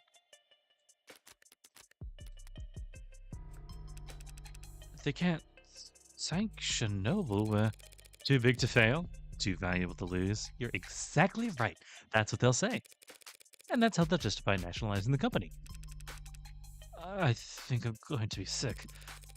I just hope your board goes quietly instead of what? Scapegoating. Offering up smaller names on silver platters. Full cooperation and government oversight on the surface. A slaughter beneath as they clean house and rip out anyone who could testify. No one will believe you once you're labeled a disgruntled former employee, right? Out of the public's lost faith in the Animate 16, they can't do a recall. Not at this scale. The state will make them do a flat refund. Flat refund? The losses would be... Yeah, your board probably wants Serra to go anywhere. So, sorry. Yeah, your board probably just wants Serra to go away so they can focus on their fight with the state. A tough fight. One they know they won't personally have to risk anything. That's why I'm hoping I can win this trial. Well, if I want, that would mean Serra's not an AI. Dr. David Ashur was always of sound mind, and there's nothing wrong with the Animate 16. Everyone wins. Sorry, what am I saying? I only meant to stop by and thank you for your help yesterday. After all, you were the one who approved Serra's registration. You win. Win what? Ask away. Well, if you insist. Ooh. Wait, no! No! Oh! Unless they're here. Please tell me that. Please tell me they're here. Kill myself if I don't do that in game. Humor me for a moment. What's the company's official statement on AI? Same as any rational company that wants to make money. We don't screw with it. Smart products are profitable. Products with their own priorities are anything but. That being said, AI is a concern for marketing, not product development. We spent a lot of money reassuring our public that there's no risk, because the public doesn't really understand how ironclad the tenets are. Because you use Tesseract. Trying to code an AI in Tess is like trying to pick yourself up and throw yourself. Nonsensical and self-defeating. Your scanner showed Serra was running on Tesseract yesterday. If the language is as safe as you say, isn't that proof enough? Proof of nothing. For an AI lying to another system about the code you're running is child's play. And for an AI built by Dr. David Ashur, something that simple would be... Better change the subject. Wait, so making an AI takes more than time and resources? It isn't an issue of funding? No, you can't just keep adding more data. Tenants underline everything. The higher you stack, the more easily you'll topple. You make it sound like building AI is impossible, even for David Ashur. Any chance you'll testify to that? It sounds impossible, but he's dead, and it looks like it was his android that did it. So I guess he was just that good. Better than you'll ever know. Oh, thank God. Oh. Noble spent months promoting the A16 as the culmination of Dr. David Ashur's work. So now that marketing line is suddenly a huge liability. Can you tell me how much he actually contributed? I mean, he was involved in pretty much every step of the process, but his design for synthetic motor neurons, that was the big one. The components that allow your warm androids to move realistically. It pushed the timetable for warm androids ahead by years. And then compared to what goes on in Serra's brain 1,000 times a second. David was only giving the company the most meager of the fruits that his private work bore. So if Noble ever did find out how much he and his assistants had achieved, they would feel he'd been holding out on them. And the company, they were appreciative of his contributions? I'm sure the researchers that he overtook by leaps and bounds weren't pleased. But the board was very enthusiastic. So would that spur them to be protective of David? Or would they fear that he was gaining too much influence, becoming irreplaceable? No. They need a strong motive to justify killing their golden goose. Mere paranoia isn't enough. Sometimes it is, I'm not gonna lie. But these people, it has to be the bottom line. And the easiest way to threaten their bottom line will be screwing with their androids. In light of all that's happened, one has to wonder if the A16 is compromised. I stayed up all night, sick with dread at the idea. The data just doesn't support it. Sales have been strong. And the A16's base code was locked in over 2 quarters ago. If there was an issue, we would have caught it by now. And I would have been next a long time ago. How many A16s are out there anyway? We just passed 9 million sold. Not flying off the shelves like the 14 or 15 so far, but profit margin makes up for it. You mentioned data.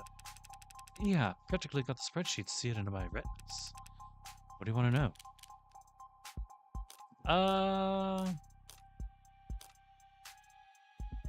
What about distribution patterns? How and where are they being sold? What's the distribution pattern look like? They're distributed like you'd expect. Places where there are more people, there are more androids. Coastal cities like ours, of course, have the most of both. And since the A16 in particular is marked as being relatively luxury, relatively consumer, they don't sell well outside population centers. They can do the rural hard labor jobs, but cold models can do the same work with a lot less maintenance. So where has the A16 outperformed then?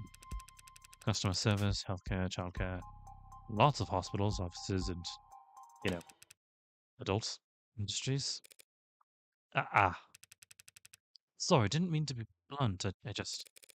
No, it makes sense. They're warm, soft to the touch, and obedient. I'm just surprised to hear it come from a company employee. There are a lot of the people at the company who won't talk about it. But I work in quality assurance. I've seen too many damages to pretend it's not happening. Damages? What we call it when a customer tries to return a product that's clearly broken beyond repair. Very high turnover, that pink market. Hadn't stopped you from selling them. Well, we don't sell them. Not directly. But there are resellers, and the company's never pretended to be interested in going after them. Are there resellers? I thought I just read the right to repair got shot down again. There's been a grey market for softer androids for years or decades, depending on your definition of android. Is that the first time that reading has come up? That's cool. I like they're like iterating on the game design. It's nice. God, I can't wait to get past this to get to chapter 2. Anyway, based on the sales numbers we've seen, RTR getting canned was barely a blip on the radar. Sorry, didn't mean to make you uncomfortable with the topic. Huh, me? No, I don't care. I just realized that I left socks inside. I don't. Damn, now I'm wondering about that myself. He bought that? Let's see shipping. So this floor is basically a showroom, but you have a real factory with a while south of city limits, right?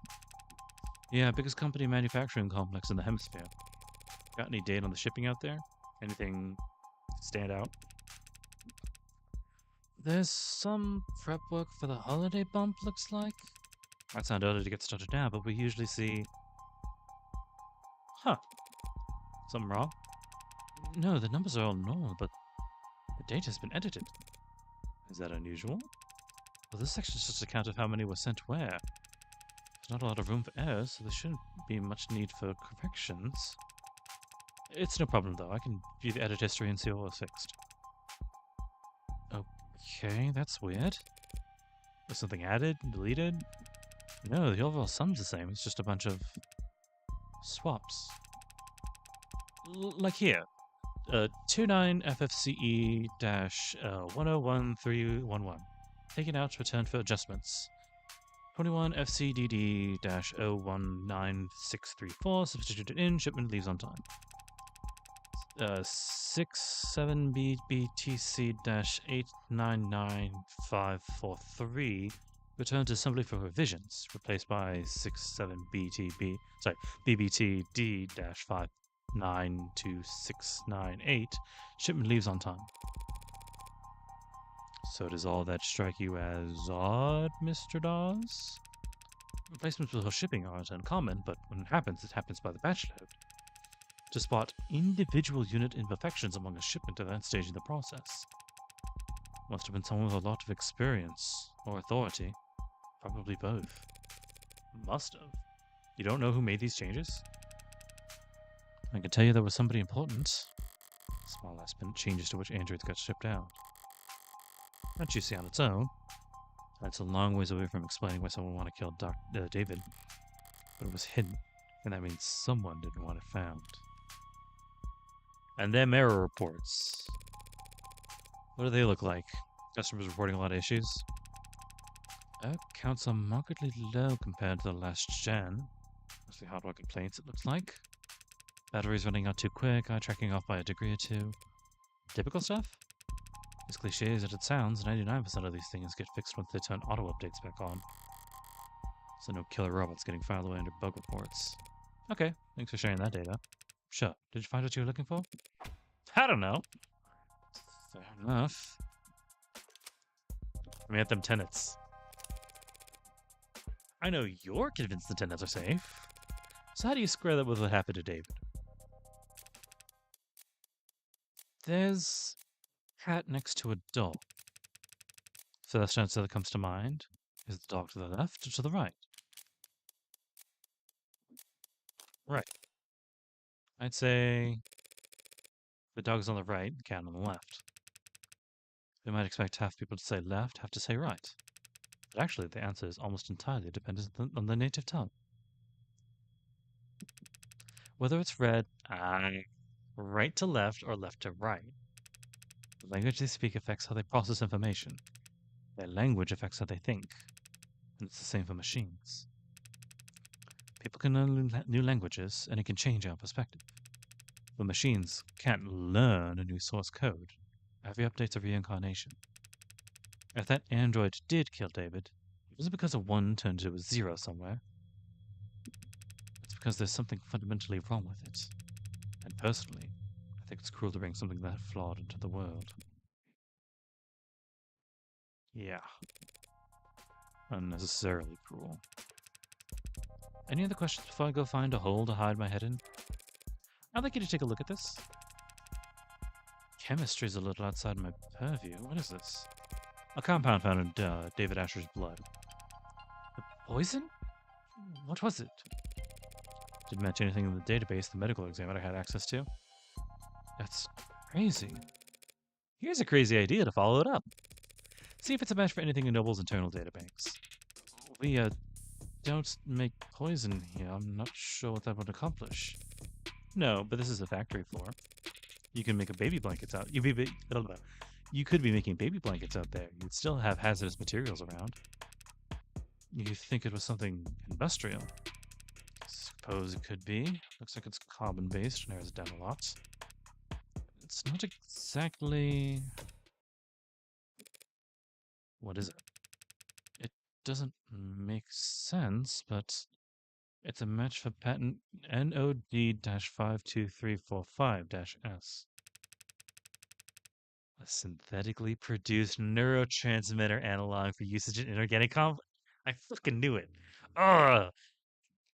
Soon as David said, like, yeah, we made a we used the what's it called?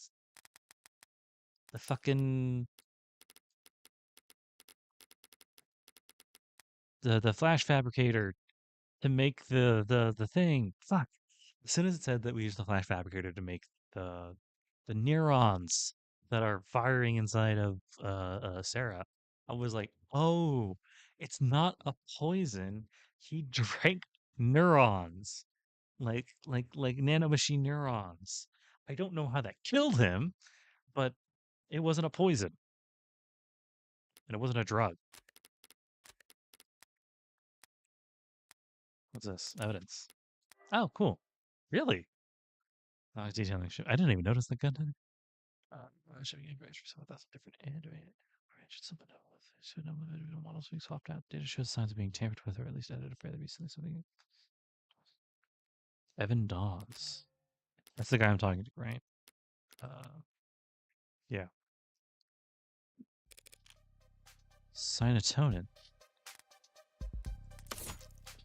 Some is found in the bloodstream of Dr. David Ashur after his death.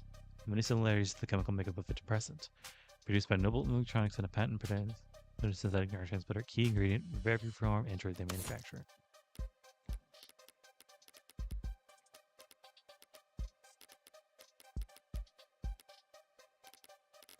Huh, where is it? Oh, there it is. Above the talk screen, which it probably should be. That explains a lot. The neurotransmitter would interact directly with the nervous system. In David's case, depressing it through enough to put his life in danger. Also explains why it was a preset in his personal nanofactory. Serra's nervous system, worth 10 times its weight in platinum, must be pumped full of it. So they think that's what killed him. Helen Young led the development of cyanotonin, didn't she? Yes, she did. I should go and ask her about its composition then. Normally someone at her level wouldn't be able to answer specific questions about a compound formulated years ago. But she does have a reputation for being very detail-oriented. That works out nicely then. She's the type of person to micromanage how much water people drink at a 15-minute stand-up. I heard a rumor that said she once said bathroom breaks are timesheet theft. Aren't they? I'm kidding. But you should be careful about criticizing a superior where people could be listening. Good thing we got privacy in your office. Uh-huh. No one but the two of us listening in. Thanks for cooperating, Dawes. When the state storms the buildings and starts zip-tying people, I'll let them know that you were helpful. Haha, yeah, nice joke. You are joking, right? Just one more thing. What was that accent? Don't worry about it. How long have you been a corporate spy? What? Yesterday you let slip that you worked in consulting. Had your guard down because I'm not part of the industry? I was a consultant. What are you talking about? When I walked in here, you said you didn't know how David died. But just now you called cyanotonin a poison. Well, I mean, I just assumed chemicals found in a dead man, and I'm sure you've got practiced answers to every logical point I could raise, so I'll just say this. Does the nervous guy bit really work on people? Keep you cool when people don't know what you're thinking. But if you act a little jumpy, they feel inclined to calm you down. Before they know it, they're spilling their guts just to have something to fill the silence with.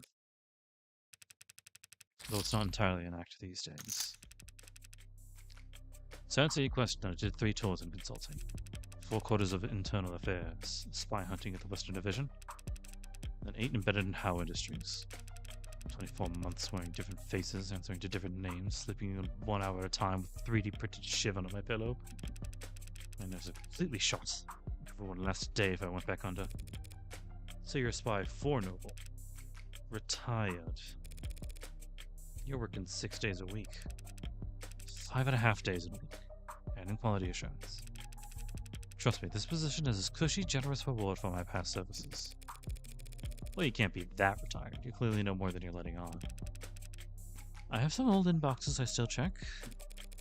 So can you tell me what the hell is happening around here? Why I'm the one investigating David's death while your old coworkers are off twiddling their thumbs?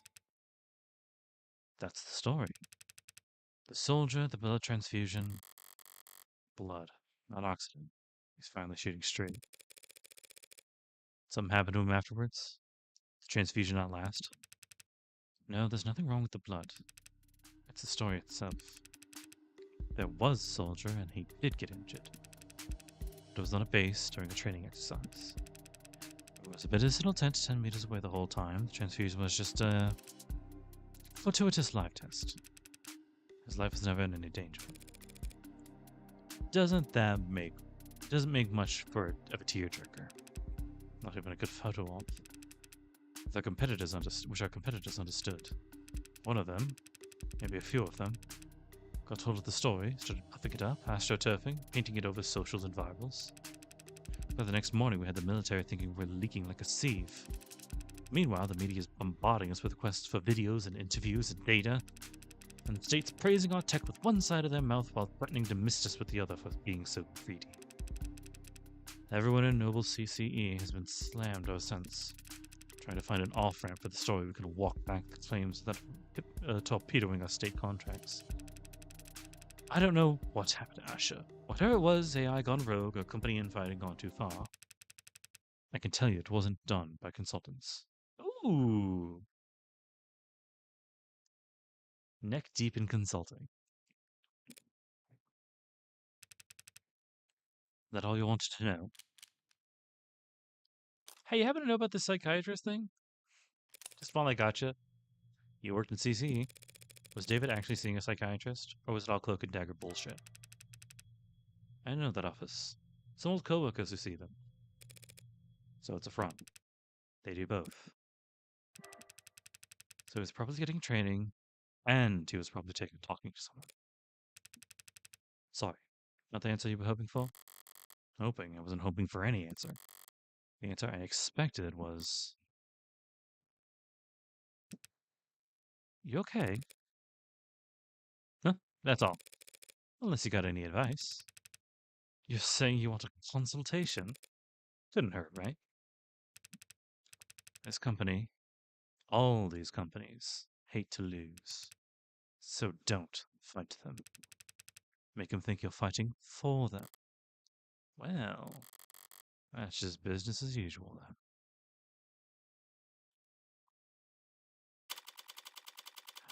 then. Up till now, there's been this creating ambiguity about what actually killed David.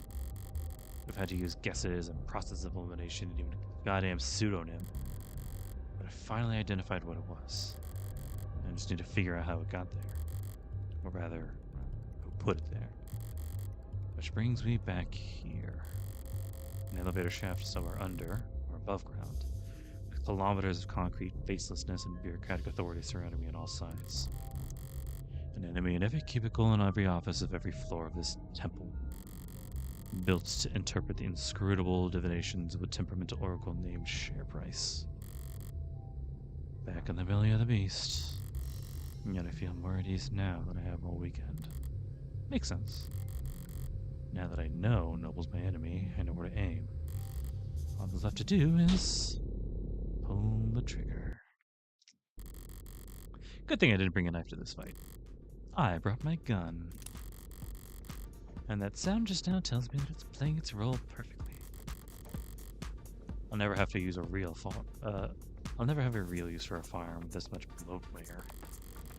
But just by carrying it around and paying attention to when the hard safety flips on. I'll always get a head up when the police have entered the vicinity. Oh, interesting. Hi, Detective Reyes. It's Morgan. Currently texting with chuckles. Happened to get your contact info when you got me clear for the crime scenes yesterday. Delete contact. Block it.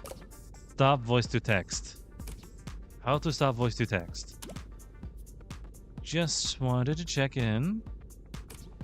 Report this contact voice to text disabled. And advise you that Noble's scared shitless of you stopping in and nationalizing the place. So they might be a little uncooperative when it comes to fetching documents. Block this contact. What makes you think we are Noble? My bad then. Forget I said anything. And whatever you do, don't start an investigation with a stock buyback program. Studying reverse psychology, it only works if I care what you think. Stop voice to text. Got time, but I have to ride the elevator for the next half hour. Oh, okay. Okay. So the gun that she carries isn't actually used for self-defense. At least not that one anyway. Or killing people. It's got like weird bloatware in it that I think disables itself when it's near cops. So when she was going up the elevator and it turned itself off, she was like, "Oh, there's cops in the building." Understood. Morgan Counselor, your presence has been requested on the upper floors. Deja vu. Might you have a moment to speak in private? Always, but who's asking? The board. What are the chances? I've been wanting to speak to them too.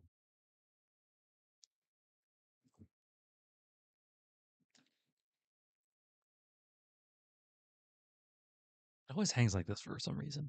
Whoop. It's thinking. There it is. About 4 minutes later, I think. Noble Electronics Northeastern. Conference room. 108-A.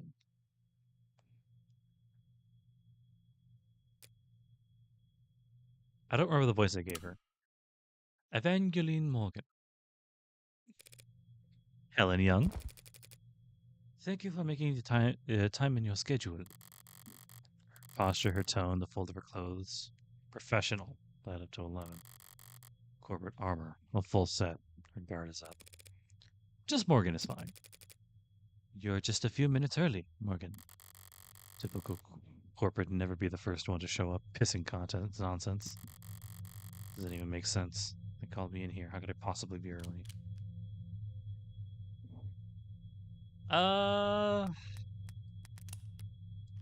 Before I make any risky plays. Oh, that's embarrassing. I didn't mean to catch you all off guard. I'll go wait outside in case you in that case, so you can all collect yourselves. I'm just surprised that Noble Electronics could screw up something as simple as a meeting start time. But I'm not well versed in the art of staring at emails. You've made your points, counselor. Don't push your luck. Not with these people. Might I dare to ask who these people are? You don't have to remember their names, and it won't do you much good either. Right, so they're not just rich, they're anonymous rich. The Mob Act guarantees a minimum level of... Oh. Huh. Protection of reasonable anonymity, it says. The Protection of Reasonable Anonymity Act is a law passed in 2059 and amended in the year 2061, intended to protect the safety of individuals with income above the 99th percentile of the nation. Yeah, I thought so. Labeled in the press as the Mob Act for its supposed goal at hindering mob justice, the PRAA established procedures and funding for technology that helps individuals within that particular tax bracket to keep their name, face, and address off the main net, ensuring that they and their families are not prejudiced against just because of their financial status.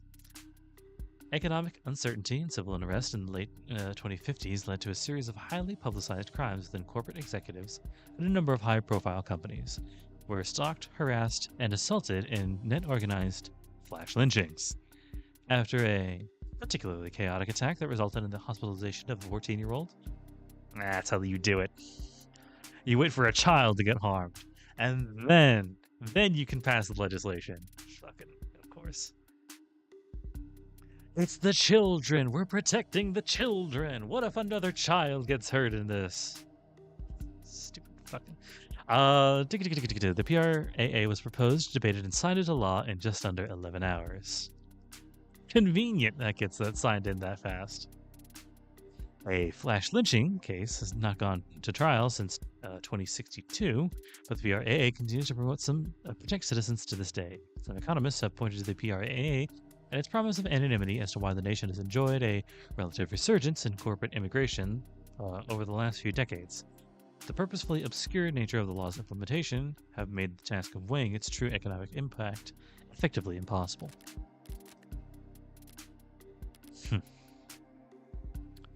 Guarantees minimum level security and peace of mind for any citizen who might be targeted to their financial status. Spoken like a true believer. Except Mob Act is what normal people call it.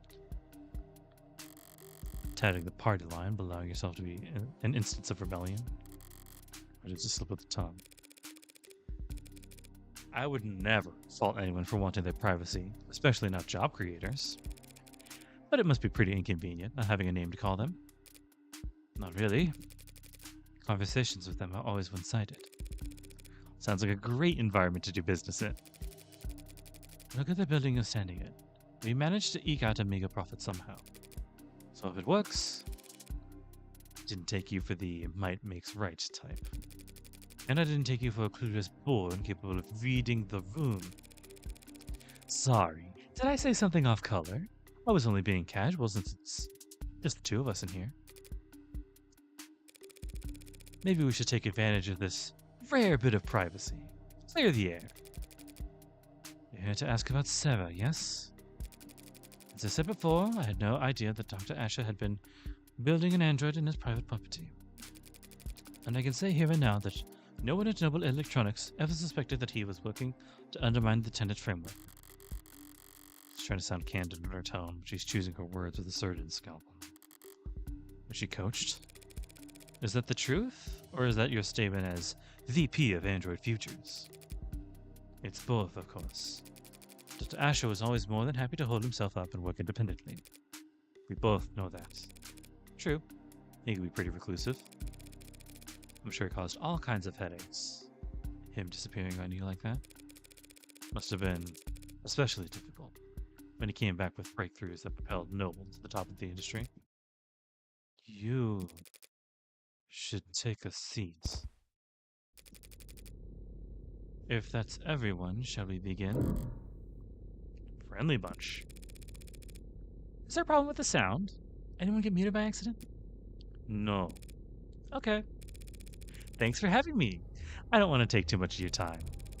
I'm actually a bit flustered having you all show up here. I didn't expect you to talk to anyone higher up than a service associate. You're investigating the death of Dr. David Ashur. Why wouldn't we take this seriously? Because you want me to go away. At least, half of you do. The others aren't sure yet. You must be confused. The board is, as always, united in its decisions and its visions of the direction of this company. Uh-huh. The board of directors is just 13 roulette-rolling psychopaths who got together to vote on whether or not to execute their CEO every 6 months.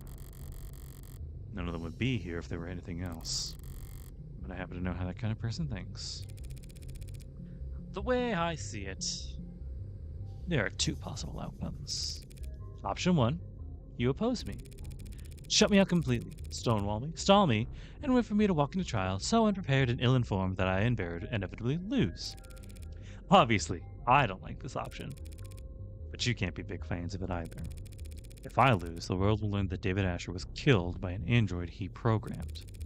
That every customer you've ever had, every lawyer you've ever seen on TV, and every firebrand, strapping young 60-year-old junior senator looking to make a name for themselves will use your company balance sheet as their personal chew toy.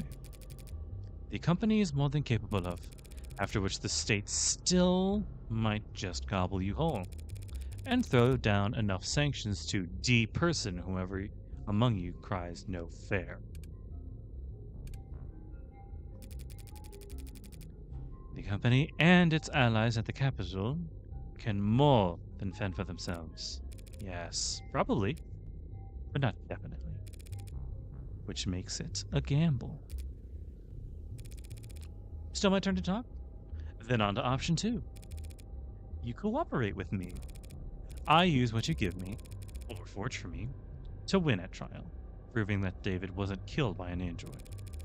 When the markets open tomorrow morning, you all get another round of stock buybacks in on the initial dip. Then pat yourselves on the back for staying calm as you continue to profit off David's legacy for the next 100 years. And you won't even have to worry about him speaking out of turn. That's only if you win. If the company cooperates with you, denies that David was killed by, and the state beats you anyway, it would be catastrophic. Yeah, it's a gamble. But if at least some of your board wasn't considering taking it, I wouldn't be here.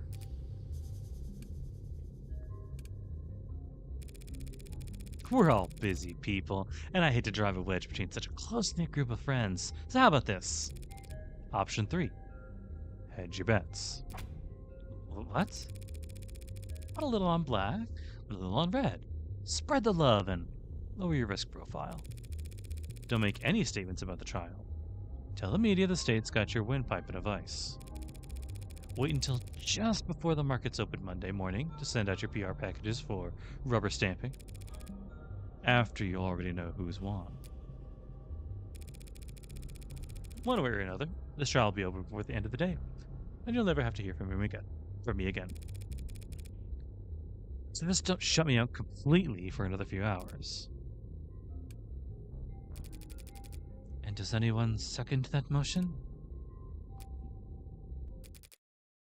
Very well. We can answer some of your questions, Counselor. Better make him count then, or is it we shy now?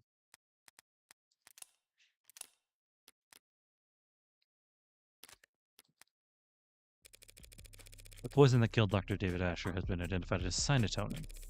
You're familiar? It's one of our many patented materials, as I recall. You recalled it pretty easily yesterday. Jeez, what's changed? But intellectual property law can be very complex, Counselor. I'm not sure how much I or anyone at the company could tell you about cyanotonin at this time. Well, if you can't tell me about it, who could? You did lead its development, did you? Yes, I oversaw the project, which just makes it that much harder to speak freely without compromising the confidentiality of the teams that reported to me. I understand. Sounds like bullshit and I don't believe it, but I'm not looking for trade secrets here. It's a perfect match for the only foreign substance found in his blood. Cyanotonin is what killed him. The state will stay the same. That's not possible. Care to elaborate? I'm sorry, but I can't say any more at this time. So much for cooperation. And if I were to ask you as an officer of the courts, then I would ask you to be patient and wait until this afternoon. ATA Rockford has already called me to testify. Already? Damn it. Because the cops let her ravel. I must have gone straight for the throat first thing this morning, and left me investigating for later. Hell, knowing her, she probably managed to ID the cyanotonin before she went to bed last night. So are we still having this conversation then? As I said, I'm sorry. It had to take more than just my personal feelings into consideration here. There's a great deal at stake. Corporates figure you're too stupid to understand why I'm being dense. Just trying to shield the company, plain and simple. LARPing is Helen Young Dog on a crusade against government overreach. But if she's that busy defending Noble, she might be leaving herself unguarded. Why is she here anyway? Why am I speaking to her and not all the lawyers? That's right. This is a vulnerable position for her. She wouldn't put herself in check like this. Not unless she was forced to. So that's it. Actually, here's their mouthpiece and some honor for her. Ooh. This is a punishment. She's being used as a meat shield. They're upset with her. Maybe even suspicious. Time to find out why.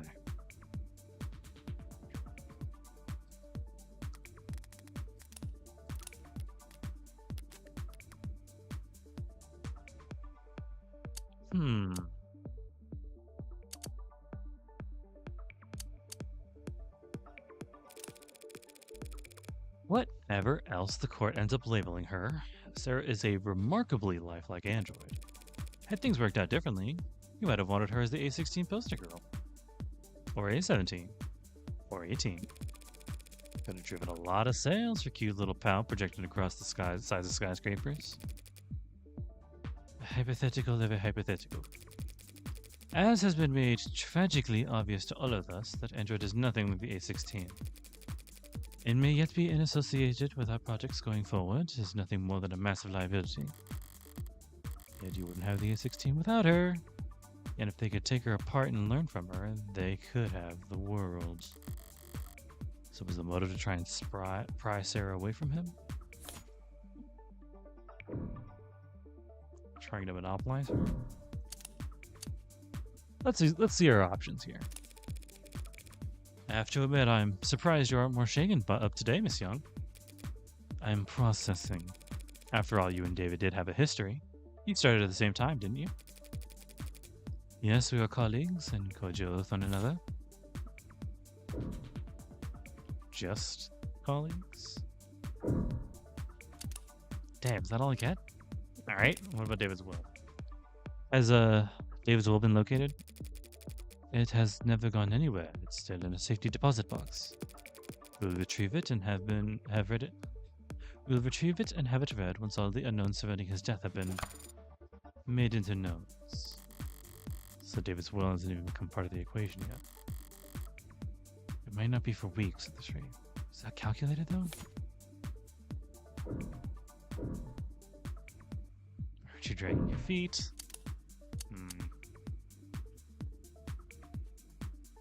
David's will hasn't even been read yet.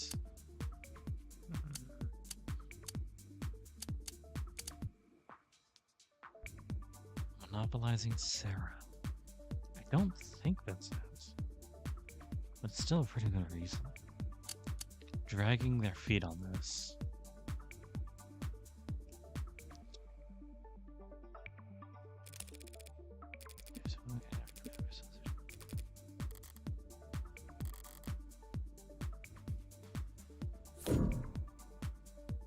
Why would they want to delay David's reading of his will? So they wouldn't know that she has... Is it because they want to sort through his patents or something?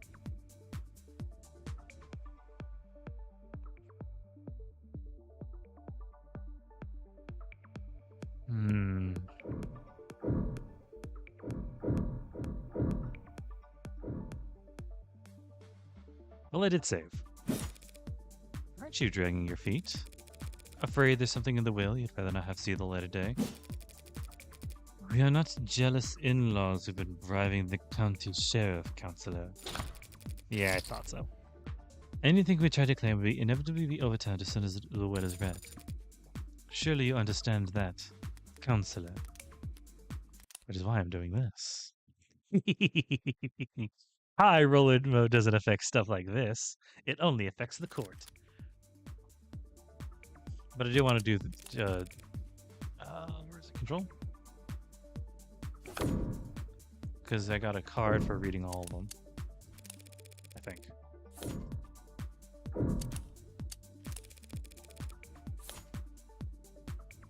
Huh. Where did I get that one from? Nah, whatever. Jealousy or Serra? I think Serra holds the most water here. Wait, hold on.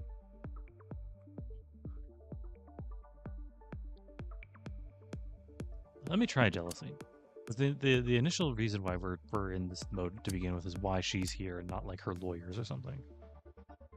Because she's being used as a punching bag. As a punishment. So what is the goal here? Fuck, whatever.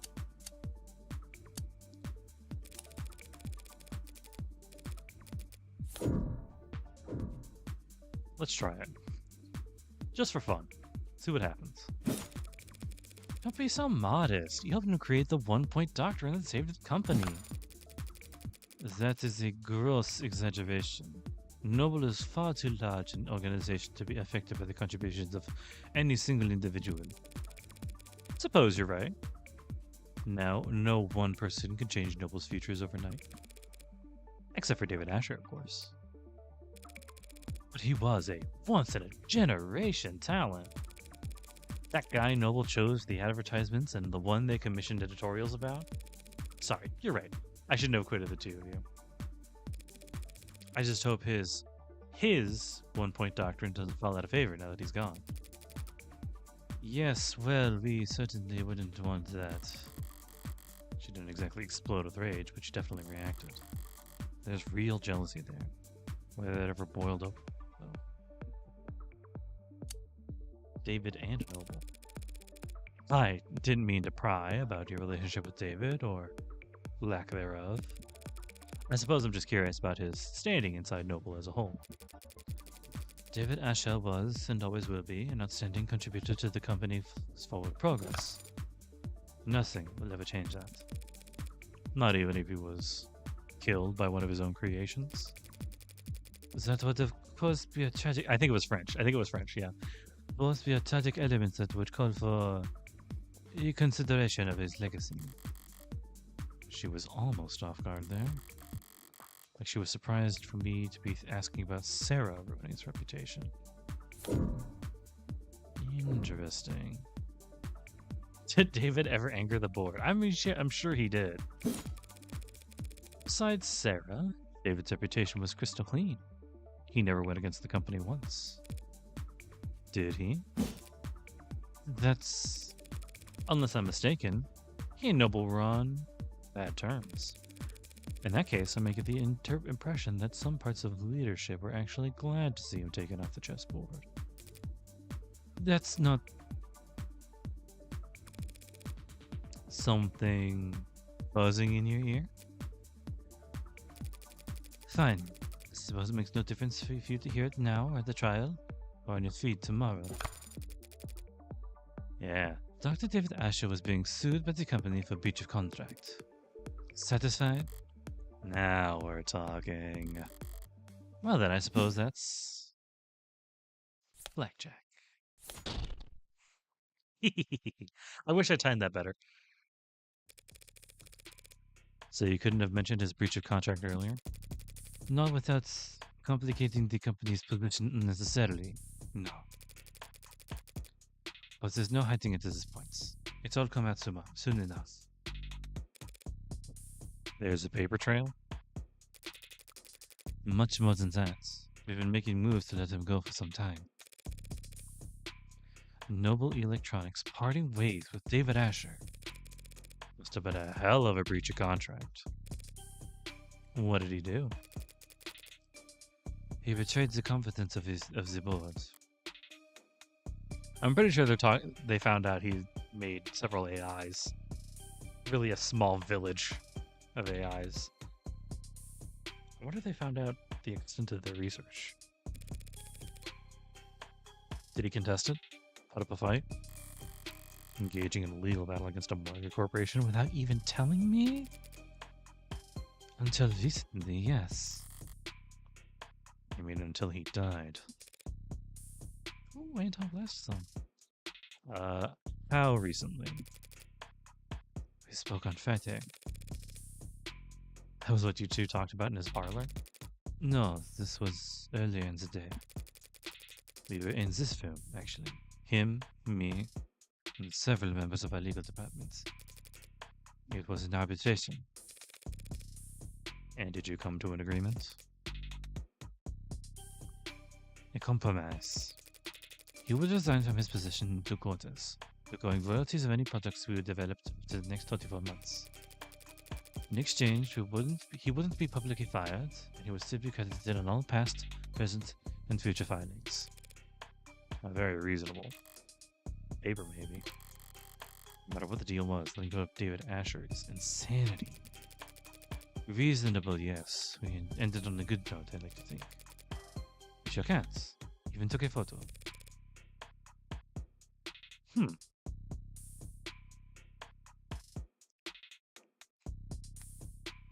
I'm sure that means nothing. Yeah, that looks lovely. Something funny. Didn't know the board told jokes. Ooh. They don't. That was legal, expressing their displeasure with how much paperwork my good note ending left them stuck with. Is it legal here too? Children, it was just one night of overtime. So while they were spending their Friday night blowing the ink dry, you played a visit at David's penthouse. Something left unfinished? Professionally, it was a good meeting.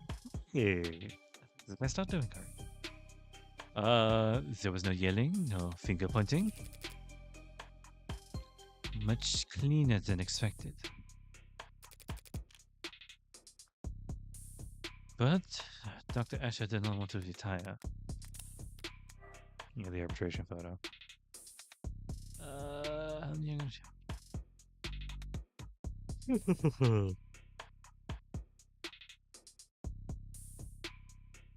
Cowardice descriptions of her detail-oriented personality.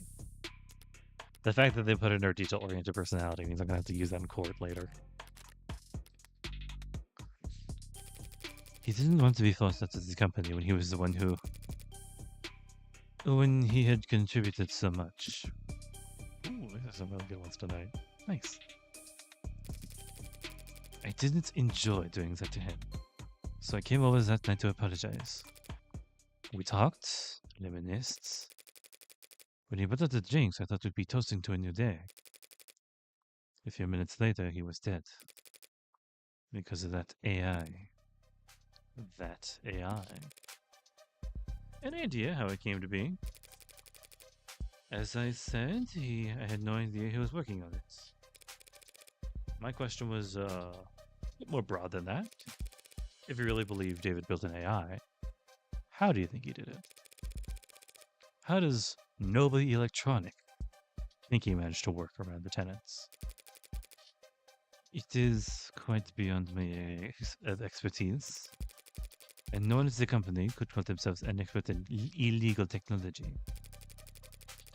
But some in the R&D department have theorized that he created what they call a wax-wane decaying priority loop, which, as I understand, is an unstable, resource-intensive theoretical method for pseudo-randomizing the weights amongst preset tenants. Well, about as far off as it gets with that guess. But that kind of inelegant brute force nonsense seems a far cry from the thing David would create, and I seem to have taken us over all of the time slots. And I didn't even get to wave goodbye. You're serious about this trial? Don't I look it? You're not just making a play. You're actually going to defend that thing. I'm just defending myself, Miss Young. Oh yes, of course you are. My mistake. I'd hoped you might be rooting for me, to tell you the truth. I may yet save everyone's stock options. The stock options will be alright either way. They always are. That gamble I offered your board? Which outcome would you bet on? Finally, an easy question. What I would bet is whether the outcome, whatever the outcome, the company will eat it up and shit it out with very little difficulty.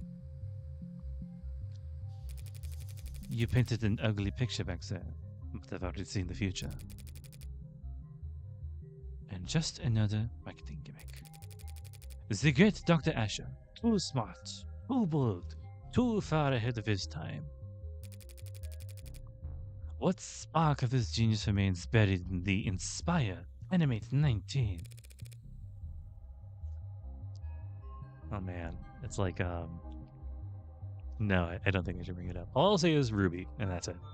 I guess that depends on, you were exactly right. He is more valuable to noble as a dead man. Dead men can stop that line, or put their foot in their mouth, or hold politically inconvenient opinions. To a good salesperson, a dead man is just another selling point. Pardon my outburst. I'm just tired. It's been a very long week for me.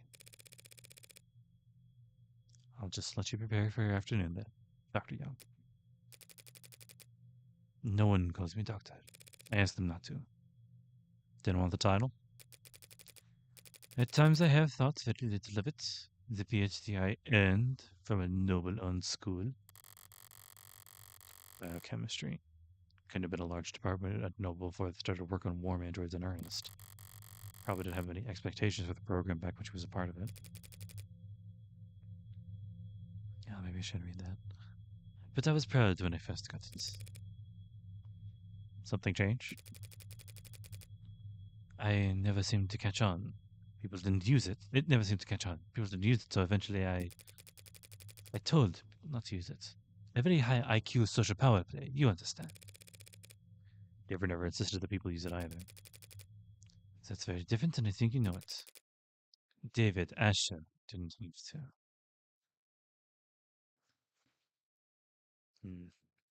We might let this next scene elapse, and then... This is already much longer than I've had for some other ones. But it did start early, and this is fun. I'm going into this trial. My trial. With a lot less ammunition than I'd like. I'm beginning to form a picture of what actually happened. I even circulating the drain on a suspect. But I won't be generous enough to give me breathing room. She'll want to end this fast. Maybe if I do badly enough, it'll flip her sadistic switch and she'll want to keep playing. You got charged with owning an AI? First time you do something exciting in your whole life. And you gotta find out through the fucking grapevine. My life is plenty exciting.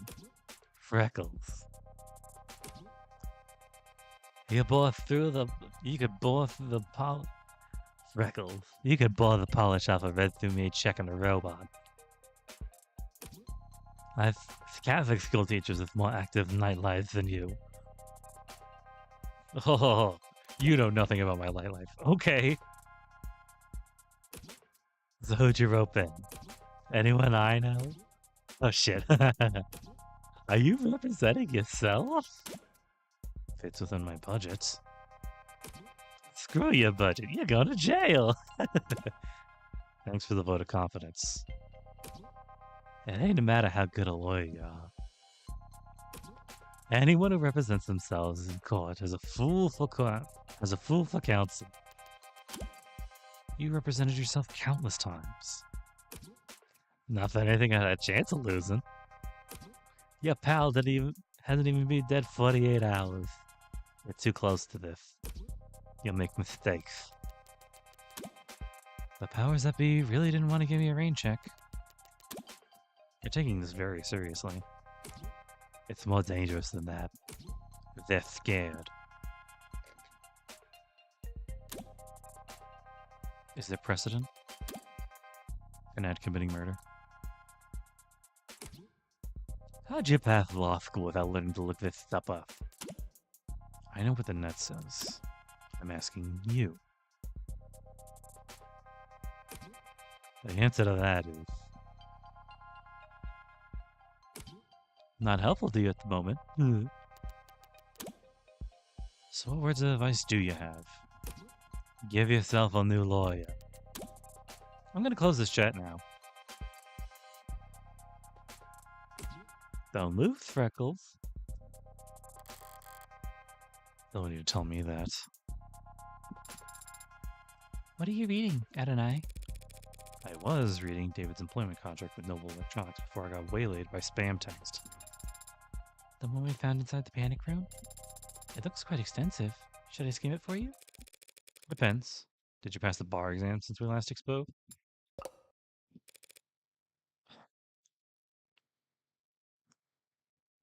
You comfortable? I am not. Ever seen that old movie with the gorilla and the skyscraper? They bring it to the city and... I understand the analogy, Adonai. I wish I could call it overkill. But considering the specs Serra put up yesterday, if those bindings aren't heavy enough. Come to think of it, those numbers must have been faked along with the rest of what the machine read. If that was all a smokescreen David added to help us lay low, then the actual strength is more like... If your joints weren't currently locked up tighter than a vice, think you could escape the joint? I hope that question is not indicative of your strategy. This is me trying to distract you, Serra. Enjoy the hypothetical. I would estimate that the building's automated security would put 9 holes in me before I reached that door. That's not bad. I would not be able to function after the 7th. Ah. Well, if you haven't been planning some great escape, I would not do that. That would be illegal. And you would still be on trial. I remember. So what have you been doing all day then? I am attempting to recover memories from Friday. You can do that? It is not dissimilar to the process of recovering data erased from any other computer, despite the difference in scale. I won't be able to remember everything, but if successful, I could recall individual pieces of information that could prove useful. That's a lot of clouds. And even if you're successful, you may not like what you find. Whatever happened that day, either you or David wanted you to forget it. Yes. But even so, I have to remember. Because it's the last day that Father and I...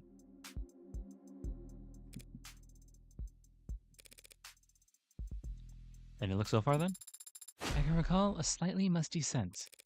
Wow, case closed. What about you, Adonai? Have you formulated a plan to the trial's proceedings? Something like that. Young insists that Sinatonin isn't what killed David. I don't buy it. There's no other explanation for how he died.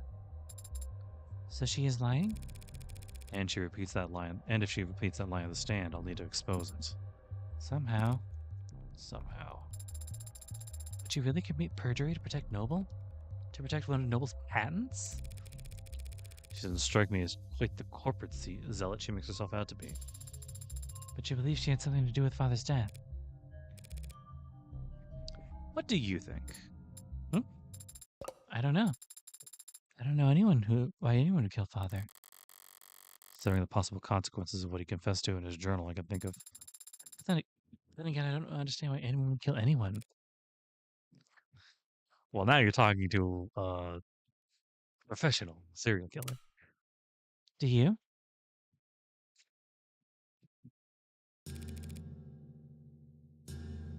Bells tolling for the means the door to the courtroom are unlocked. Let's wait. Can you walk like that?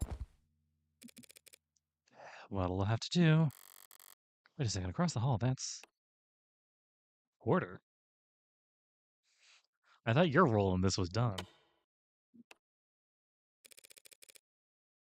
Keep waddling, Sarah. I'll catch up. As you say, adonai.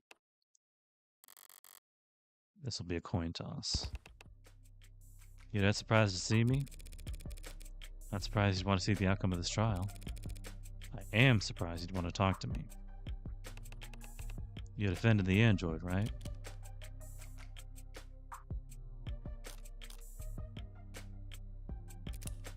Yeah. I'm defending Sarah's innocence. I don't think she killed David. Do you? I don't think it matters. Noble is what killed David. Whether it was a pen stroke or a sleeper agent, killer android. Oh, whether it was a pen stroke, a sleeper killer android, or sleeper killer. Fuck, I can't read it. Whether it was with a pen stroke or a sleeper agent killer android, or plain old goddamn arsenic, they. How can anyone that smart be that dumb? Why the hell do you ever sign a solo with him? David may have been in over his head, but he wasn't a bad negotiator. I read his contract. His position was strong. You're a lawyer. But a guy like me working in music? Can't tell you how many people I've seen get screwed over by a big smile and fat signing bonus. I have been warned about this. No such thing as corporate generosity. Think you're getting a good deal, it's only because you don't know how much you just sold. How much you just sold? David's real wealth lay in his intellectual property. The potential energy of it hanging over the whole industry. If he sued even 1% of the companies taking inspiration from his Turing solution. There is a clause in his contract. If Noble ever did fire David, he would have retained control over all his patents afterwards. Yeah, see, that sounds nice. Only they never did fire him, did they? He just happened to die. An unforeseeable act of God. In contract law, they call that force majeure.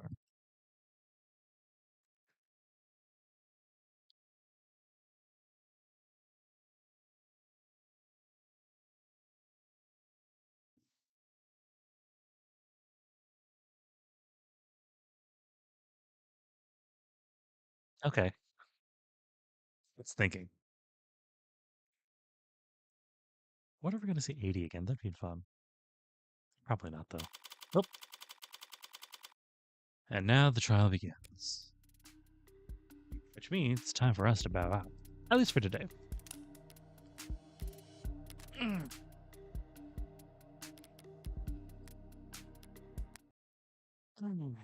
I think.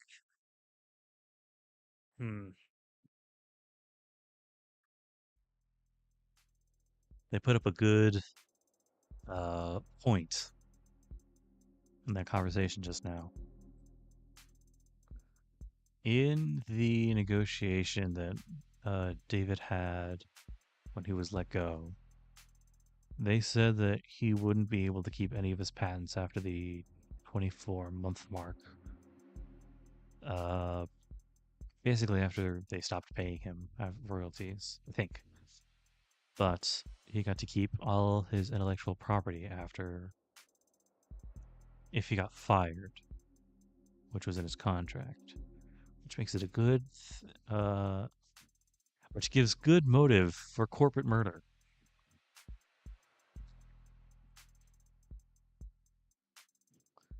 The angle I'm thinking is they wanted to get rid of Ashur. Somehow they found out about his AIs. which caused the breach in contract in the first place, quote unquote. And rather than, hmm, but why wouldn't they want it? You know what? This is all beside the point. This is all conjecture. For now, hope you all have a lovely rest of your day, rest of your week. Hope you're all taking care of yourselves. And read your goddamn contracts. Holy shit, read your contracts. Please, please read your contracts. Uh, yes, there's always someone else with music talent, but also they came to you first. And that's not technically great standing, but you could still right like don't sign the first thing they give you. That's fucking number one. Don't sign the first thing they gave you. With a bullet. Anyway, take care everybody, and I'll see you later. Bye.